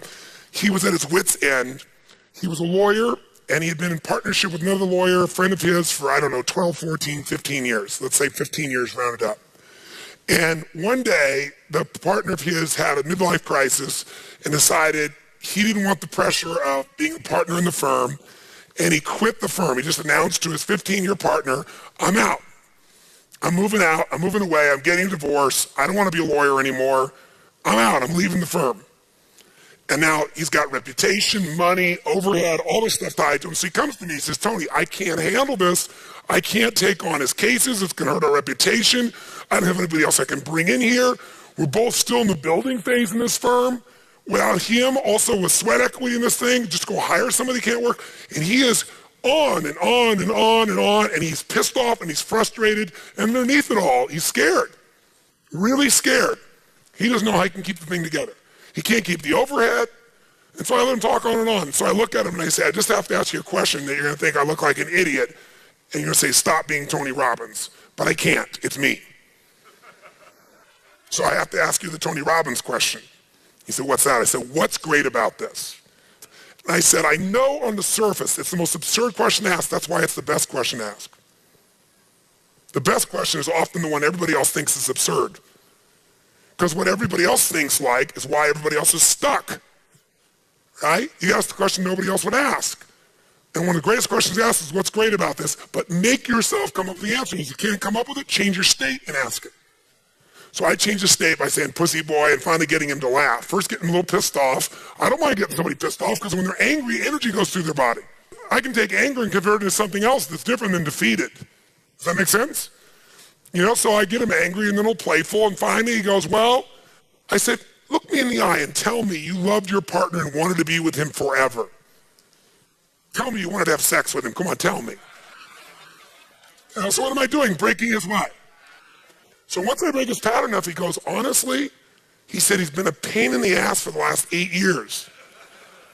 I said, what's great about this? He said, what's great about this is it makes me no longer settle for the wrong partner. And when he got that, it changed the meaning and it changed the game instantly just by answering this question. How many follow this? Say aye. What I've been endeavoring to do, and what Chet and all of us have been endeavoring to do this week, is give you the answer to the question of what's great about this economy. How many starting to get what's great about it now? Say aye. Because now you have the ultimate advantage when you look forward to recession. When you look forward to it, now it's not being harsh, when you're just like, yeah, give me the recession, baby, give it to me. When you can do that, it's not some fake positive thinking, rah-rah BS, but it's based on intelligence that says there's no greater opportunity than now for me to be able to build my business where the costs are lower and the opportunity is greater. There's never been a time, if I can just keep my wits about me, be strong, be intelligent, keep focused, apply some of these disciplines. How many agree? Say aye. So we've been trying to answer that question for you without saying it to you. Because once you get that answer, the game changes. So sure enough, I ask him, okay, what's great about this? And he starts, what else is great about it? I don't let him tell me one thing, because what makes things stick is stacking. One after another after another. What else is great about this? He goes, well, I don't have to settle for the wrong partner anymore. He said, also, I can't really afford this location, and I don't really like where our office is. Where we are is 1 million miles away from my house. So now I would have been stuck here because he lives near here and I'd never want to push him. I'd be stuck here for the next 5, 10 years driving with worse and worse traffic. You know what? I could get my office. I have to finish the lease, but I could then move to the beach. I got an office looking over the ocean. I love the ocean. Now, by the way, what do you think's happening to his state? Okay, I'm not stuck with that bastard anymore. I used to be upset with leaving. And I'm not stuck in this location. Oh, wow. Okay, what else? What else? He said, well, I don't know. What else is great is it's going to make me grow. It's going to make me get out of my box. It's going to make me, and when I get enough of these things to state change, I go to the next question. I said, okay, what can you learn from this? He said, I can learn to never settle again because I knew in the beginning he was wrong. Good lesson. What else can you learn from this? That I've avoided confrontation and given up a great amount of the juice and freedom of my life, and I won't do that anymore. Wow. By the way, is this now really a gift of an experience? Yes or no? We're getting into some real deep stuff, just asking a couple questions. So what's great about this? Would I learn this? I said, okay, here's a great question. What's not perfect yet?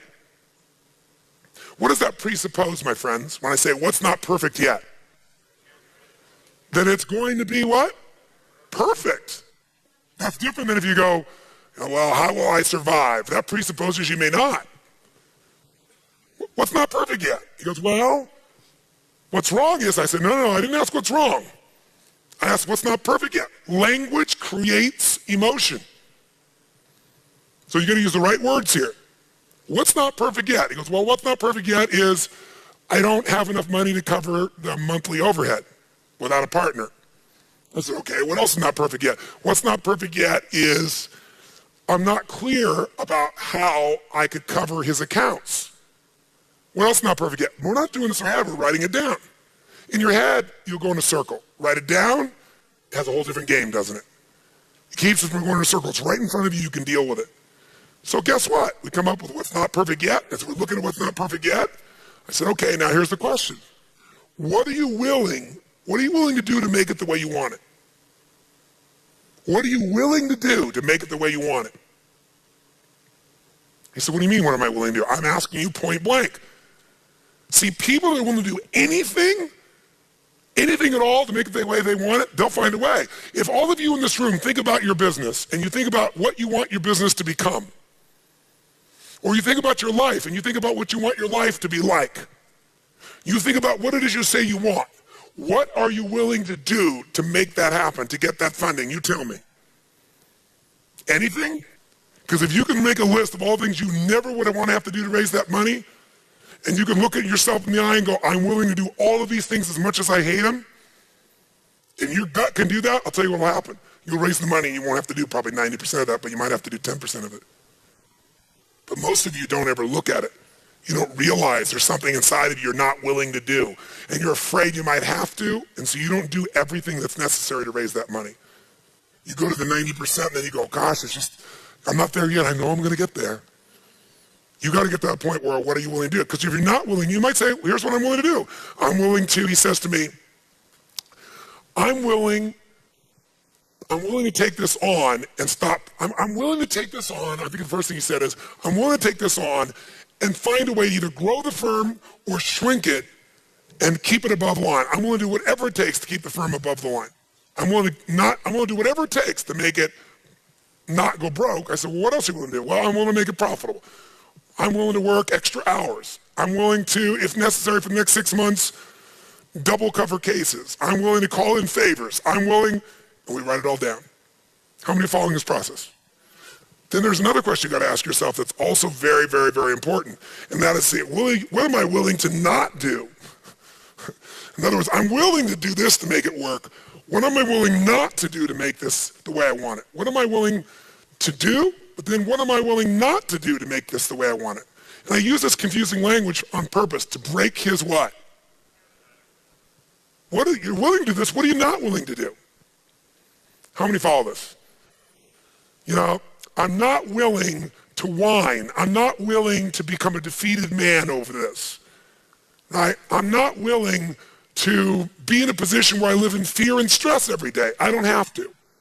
I can just decide how I want to make it work, and I'm going to make it that way. I'm not willing to make him my excuse for being frustrated every day. That starts to solve the real problem, doesn't it? And then finally, how can I enjoy the process? How can I solve this? How can I create this, but also enjoy it? That was like me going outside in the jacuzzi. How can I enjoy the process? And he said, I could make my son my partner. I said, what? He said, my son is graduating from school, and honestly, there was no space for him here. We couldn't afford to bring him on. But I'm thinking, that's so stupid. I could mentor him. We could be sharing together. He could be in the firm here. If this place was at the beach, he'd want to be there for sure. So would I. And he came up with this whole vision. And in 5 or 6 questions, he went from depressed, overwhelmed, no future, to the life of his dreams is now being created because of this gift that just happened in his life. That's the power of questions. We were at lunch for an hour. But, the minute he got that this was great, what was great about this, the job was 80% done. How many follow this? The minute you go from problem to question, you start to find the solution. Because answers only come from new questions. Now, I did change his what? Well, I asked the question, change his what? And that's what you got to do as well. That's why I said you got to know what does it that influences people. It's the state they're in, and it's their blueprint. The state is the mental, emotional state they're in, which you can change by changing their physiology or their focus. The blueprint is that they're trying to meet these needs. And they have a map. His map was, I'm supposed to have a partner, we're supposed to do this, I'm supposed to do that, and then that gets me where I want to be. My new truth was, he wants love, he wants significance, he wants certainty, he wants variety, he wants growth, and he wants contribution. I'm going to get him to see that this meets all those needs. But if I tell him that, he'll doubt it. But if I ask him these questions, he'll find it, he'll tell me, and it'll be true. How many follow the difference here? Okay? By the way, who would these questions be really good to ask of? And by the way, can you feel the room right now? What are you feeling right now? How many of you are like in your head really thinking right now, but let me see your head really, you feel the energy in the room is very different. Like people inside going like, what is this thing, you know? Could it really be that easy? 6 frickin' questions? But I'll tell you a secret. You must ask these from a great state, and you must make yourself come up with many answers, and you must write them down. A, you must ask them from a great state. So if you're not in a great state, change it. How do you do that? Radical change in your body or your focus or both. 2, you got to ask them from a place of certainty. 3, give multiple answers. Lots of reasons why this is great. Lots of what you've learned from this. Lots of what you're willing to do. Lots of what you're not willing to do anymore in order to have this work. Right? All those pieces. Lots of what you're willing to do to not only get the job done, but enjoy the process. Because if you stack it, you'll own it. Does that make sense? So you can do this with yourself. You can do this with anyone else. This is an ultimate discipline. What will get you in a good state in the morning is if you ask a few good questions. So let me try this for you. Talk to you about what do leaders do? They change organizations by solving problems and maximizing resources. How do they do that? Influence. How do they influence? First, you got to influence whom? Before you influence anybody else. To touch someone else, you must be touched. To move somebody else, you must be moved. How do you do that? Start by feeding your mind from now on. Feed it something strong, something alive. Consistently have a ritual that feeds your mind. Because if you let what's going on now buzzing in your pocket, on your computer screen, flashing on the television, we both know, all of us know, it's not going to empower you for the most part. That's not to say you shouldn't pay attention. You just can't make that the primary dietary input of your life, emotionally, psychologically, and financially. Do you agree with me on this, yes or no? So find biographies, history, principles, solutions. Spend 95% of your time there. 5% keeps you updated on what other people are experiencing out there. Okay? 2, condition your body. The body affects the mind. 3, ask quality questions. I've given you a whole series here that you can ask to solve any problem.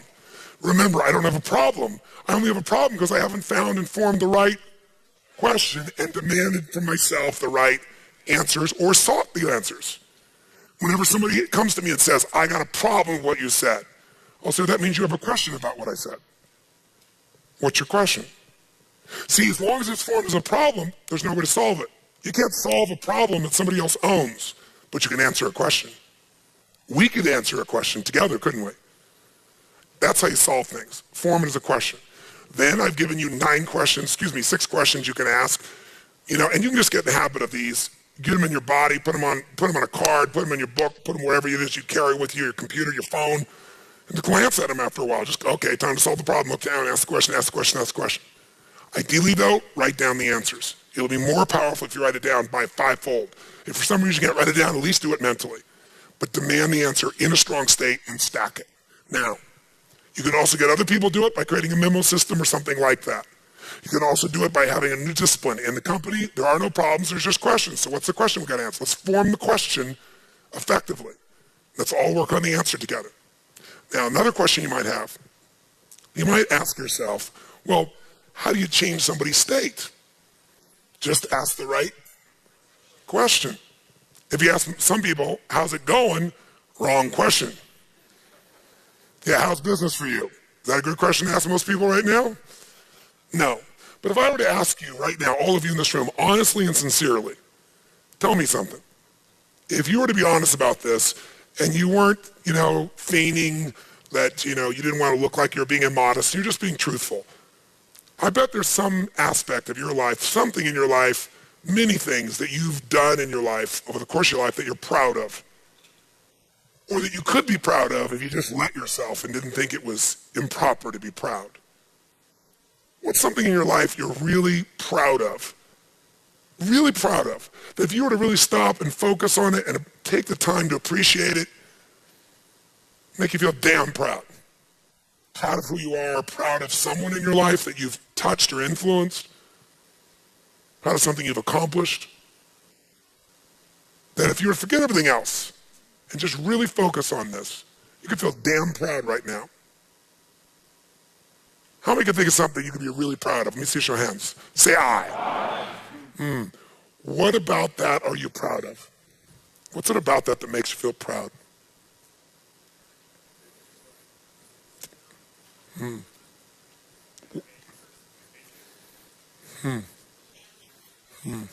How does it feel when you're really proud? How do you feel right now when you're proud? Tell me something. If you really wanted to, what could you be excited about in your life right now? If you wanted to be excited, now I know you don't have to be, but if you really wanted to be excited, sincerely, and you want to be excited about your life, and you were just to focus on this, it would excite you. You'd be so excited about this aspect of your life, or this thing in your life. I mean, honestly, you could get worked up real quick. You start to think about it. What could you really be excited about in your life right now? How many can think of something you'd be excited about? Raise your hand, say I. What about that excites you? Just say it out loud. What about that excites you? What else about that excites you?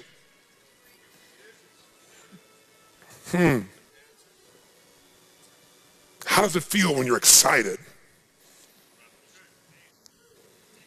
How many feel different right now than just a few moments ago? What are you grateful for? If you wanted to be grateful right now, what could you feel grateful for? If you were really grateful, like you felt like you really reconnected to how lucky you are, that most of what you have in your life that you've worked your tail off for, truthfully, you could have worked just as hard growing up in Somalia and you'd have nothing. You might even be dead or damaged by a mine you stepped on.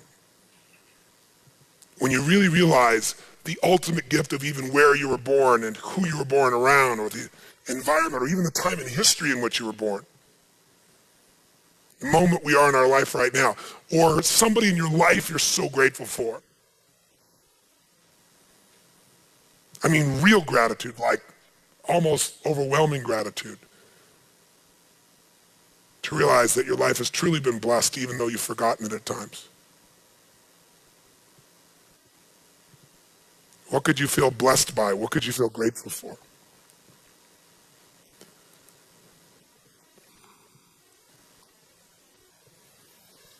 How many can think of something you're really grateful for, or someone you're really grateful for? How do you breathe when you're grateful? What's the look on your face when you're really grateful? What about that makes you feel so grateful? What about that makes you feel so grateful?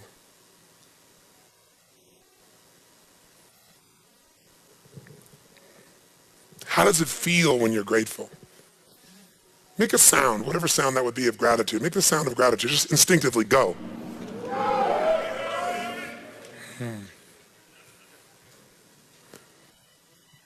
Who do you love? Who loves you? Who do you really love? Say no one. Do you have a dog? Does a dog love you? Get a dog, don't get a cat. Cats are independent. Dogs will leave for 2 minutes like you've been gone for 6 months. We're so excited. Yeah. Who do you love? Who loves you?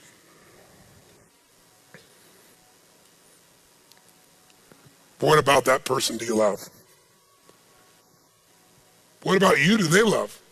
I have no clue. How does it feel when you're in love? With life, with a person?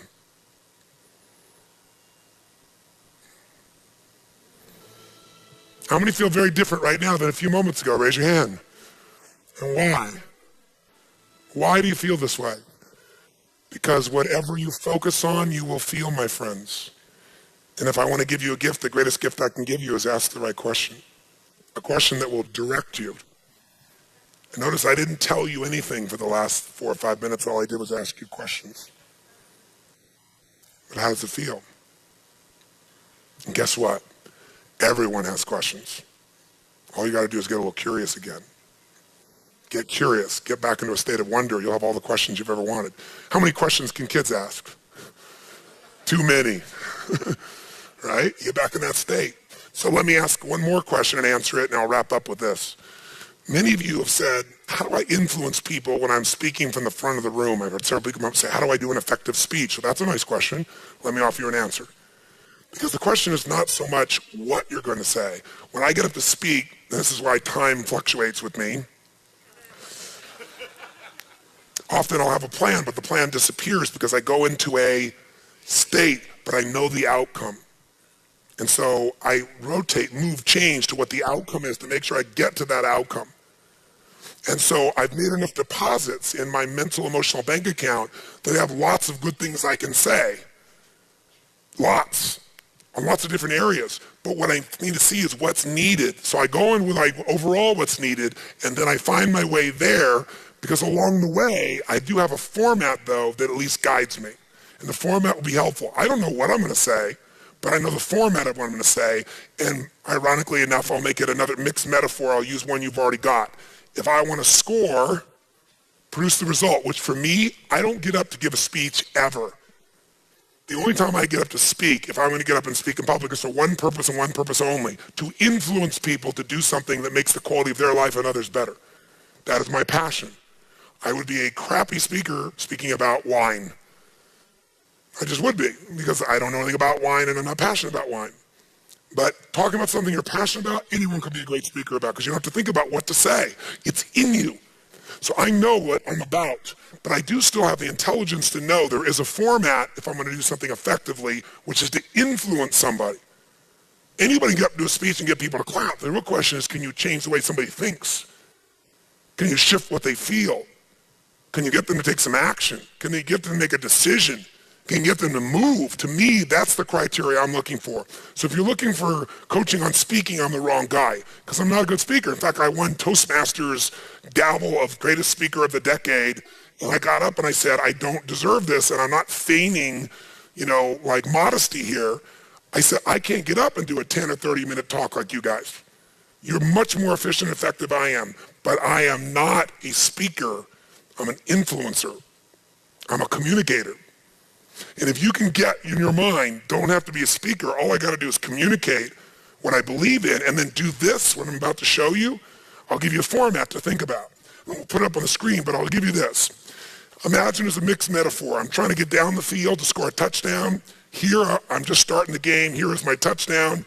And the next metaphor is a funnel, where I'm going to get someone, where I'm going to influence them more and more until we finally get them where we want them to go, a place that's going to enhance their life. In your case, it's your product, your service, coming to work for your company, whatever. 40 yards of getting that touchdown, I call identification. ID, identification. It really, what I'm doing in this stage is getting people, and myself and other people, to connect. And the way I do that is I want someone to say, me too, not so what. Me too, not so what. So if I get up here, excuse me, and I start out, and I get up to speak, to say it's a seminar is a perfect example, and I get up to talk, and I say, well, let me tell you all the things that I've achieved in my life. I've done this, and I've accomplished that, and I've made this happen, I've done that, and I've done this, and I've done that, and I've done this, and I've done that, and I've done this. What happens in people's head after just a short period of time? What's the first thing they're going to be saying? So what? So guess what? They're not in my funnel. They get in my funnel the minute I get them to say, me too, several times. So if you ever came to an event with me in the beginning portion, I'll say, look, I know you're here, I respect you, I'll think about it. It's different every time.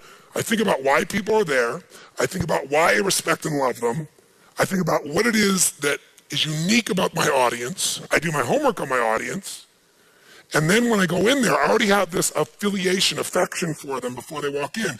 I don't just think of you as a group. I think of these different personalities that are here that I'm here to serve. So I'm in state. And then the first thing I do is identify and connect with them by talking usually about some screw up or some problem. Or I'll say, you're all sitting here and, in the very beginning here, you might be wondering, what have I got myself into? I'll mind read.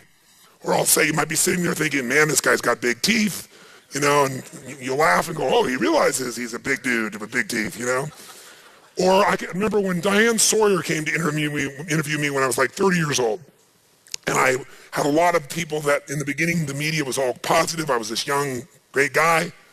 But if you don't change the story, the media will do it for you. Because they get bored telling the same story. So Madonna figured this out and keeps changing personalities for like 30 years. Because if she didn't do it, the media would do it to her, right?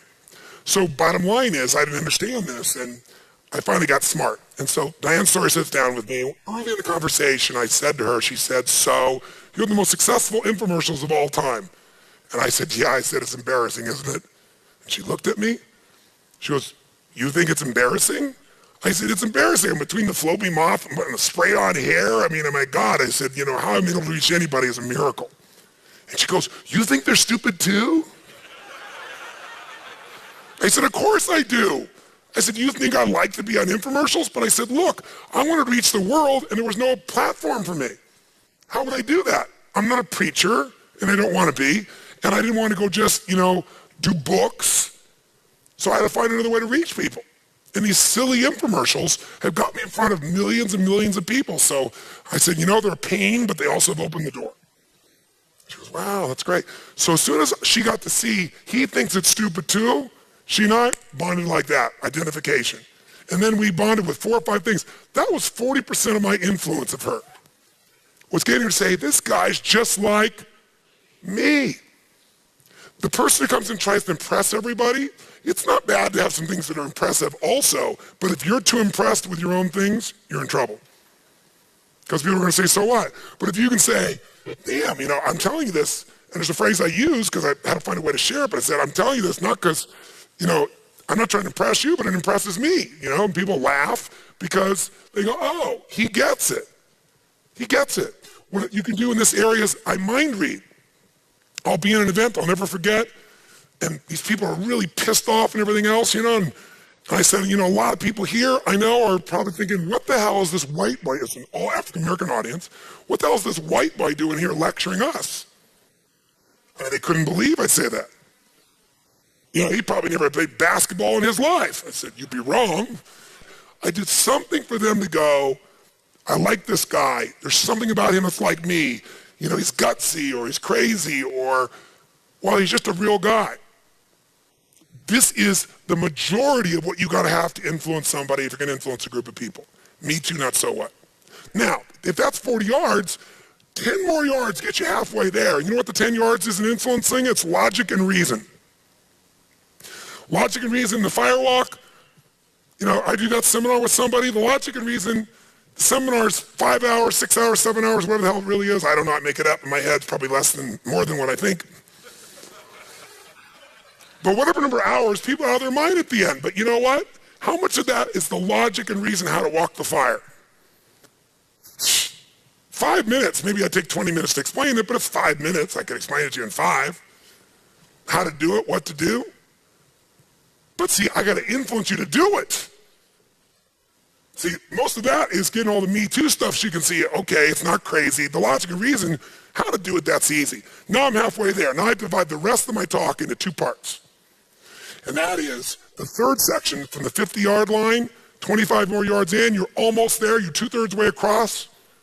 This is called attack and confess.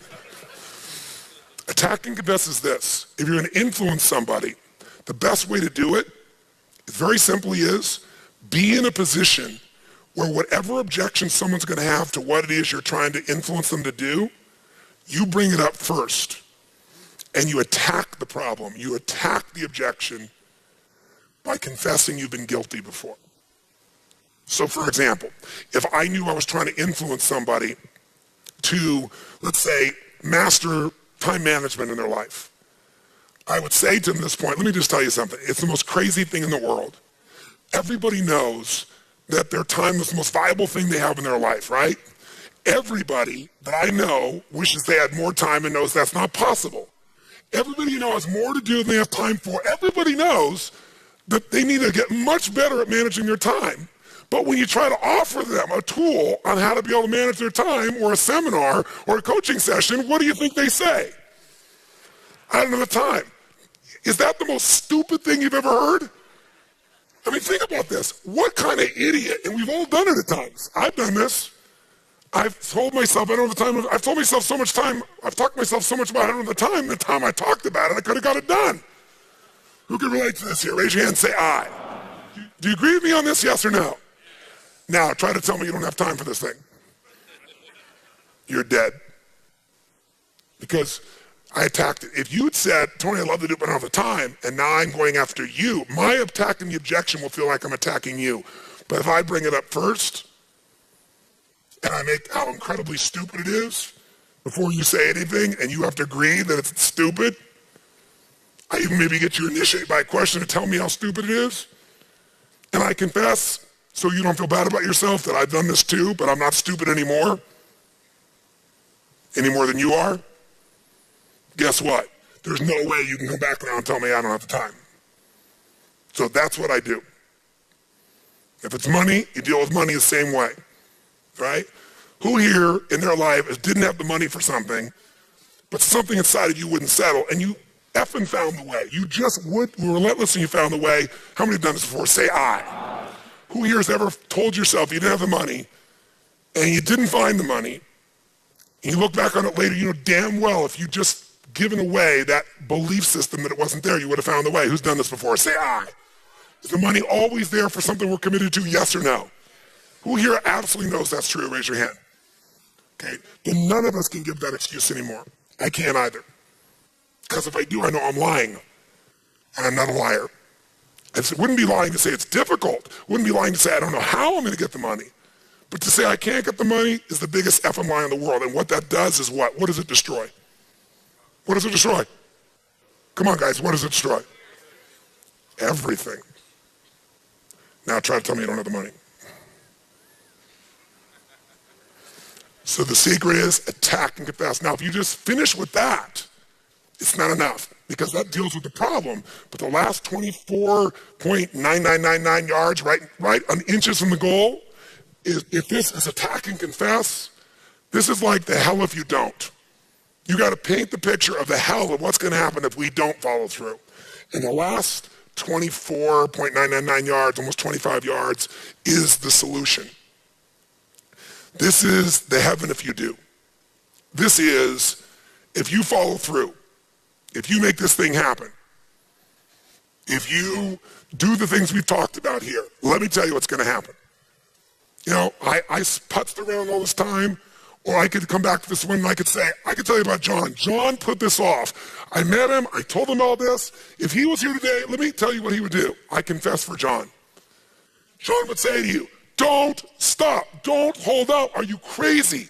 The one thing in your life that's valuable is time. Can you really afford to not implement this? Can you really afford to put this off? You know damn well you can't. And he did for 3 years. And he got divorced, and he did this, and he did that. And I tell you a real story, true story. And your brain's going, hell, hell, hell if I don't, hell if I don't, hell if I don't. But now I got to move into heaven if I do. But let me tell you what. Let me tell you about John who did do it. Or let me tell you what finally happened 3 years later when he finally did. He owned himself.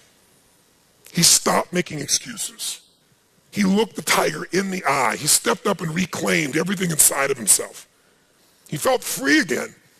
He just decided, I'm not going to dabble in this crap. I'm going to master it. I'm going to do what's necessary, and it's not that difficult. And he just did one step a day, one step. Next day, another step. Next day, another step.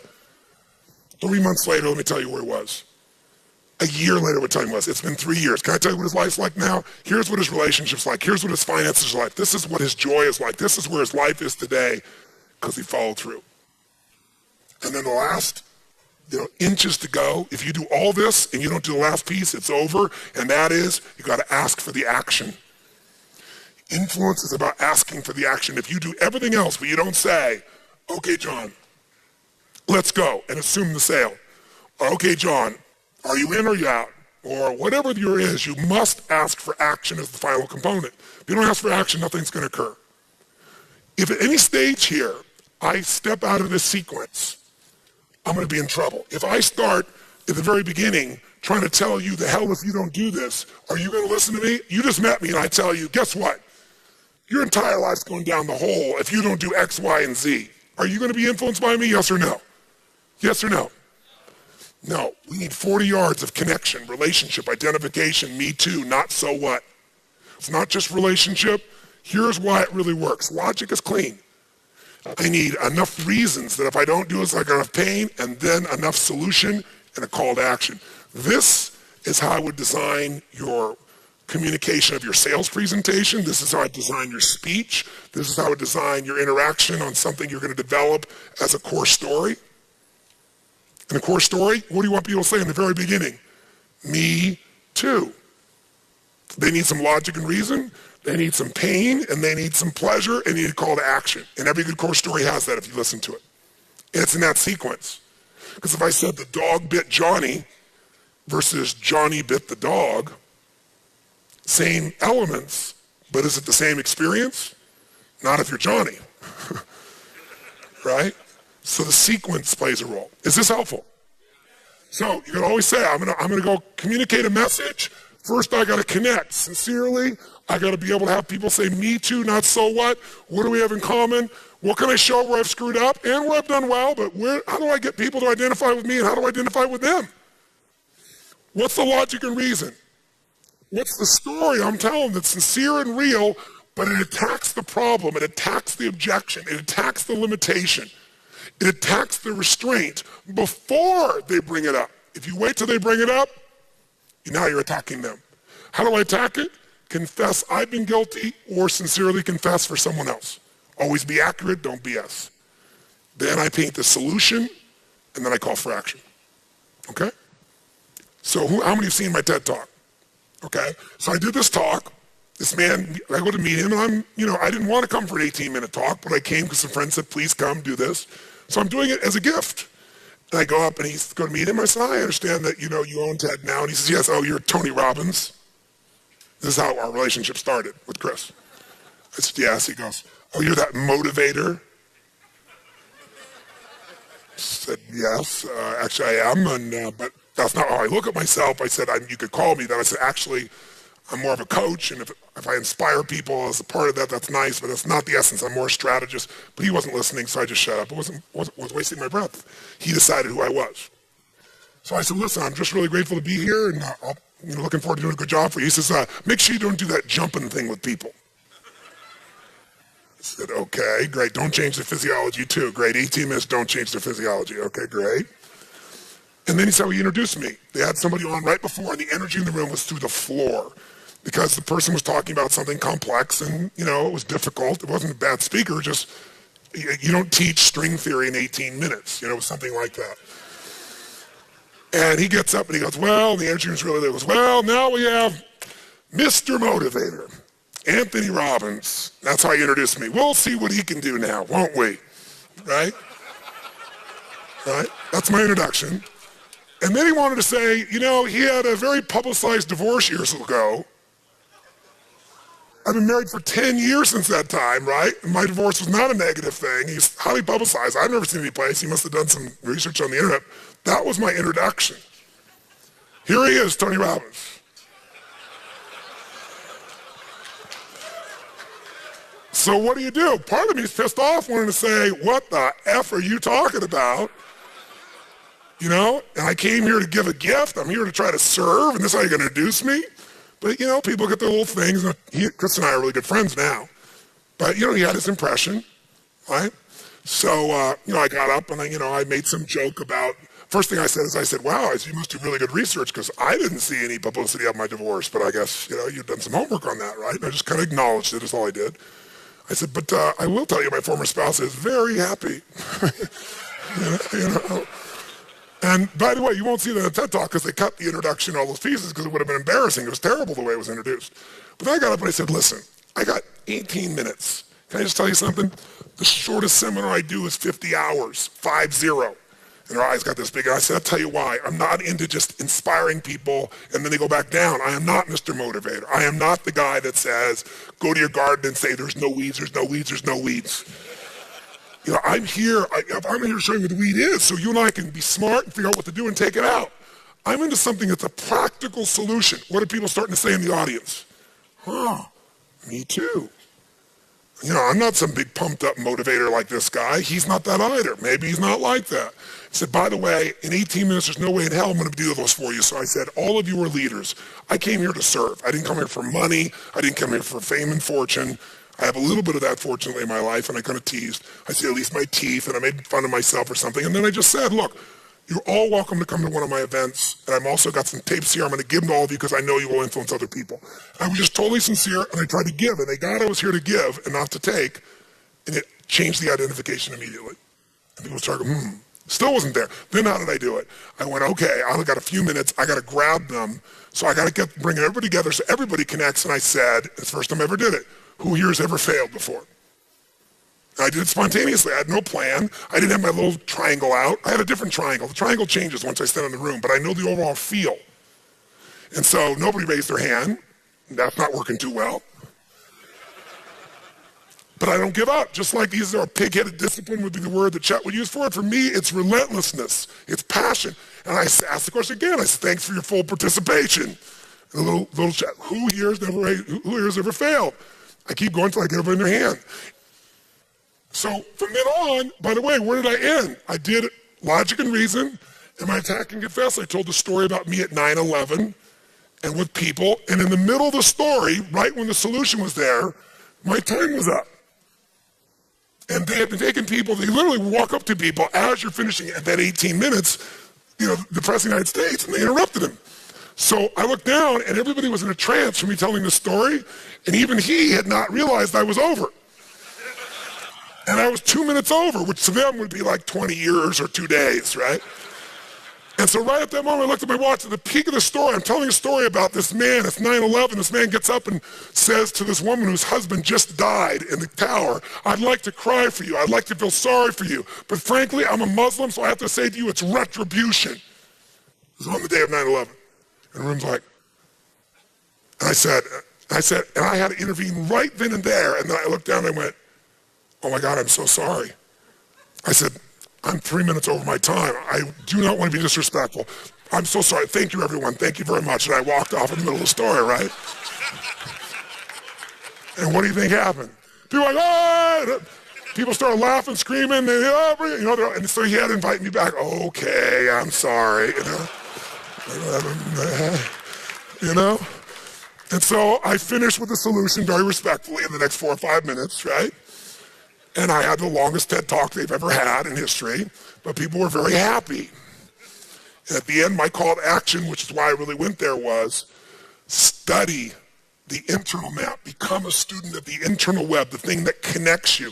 Don't just think of the external web. What influences human beings, you must master. If you can become a master of influence, and you can influence yourself, if you can understand what's really driving other people, if you can get inside their heads, if you can understand their blueprint of life and find a way to meet their needs, you cannot just meet your own needs, you can change the world. And people got it. And I left, and I'm going to do the same thing right now because I've gone way over my time. God bless you. Thank you very much.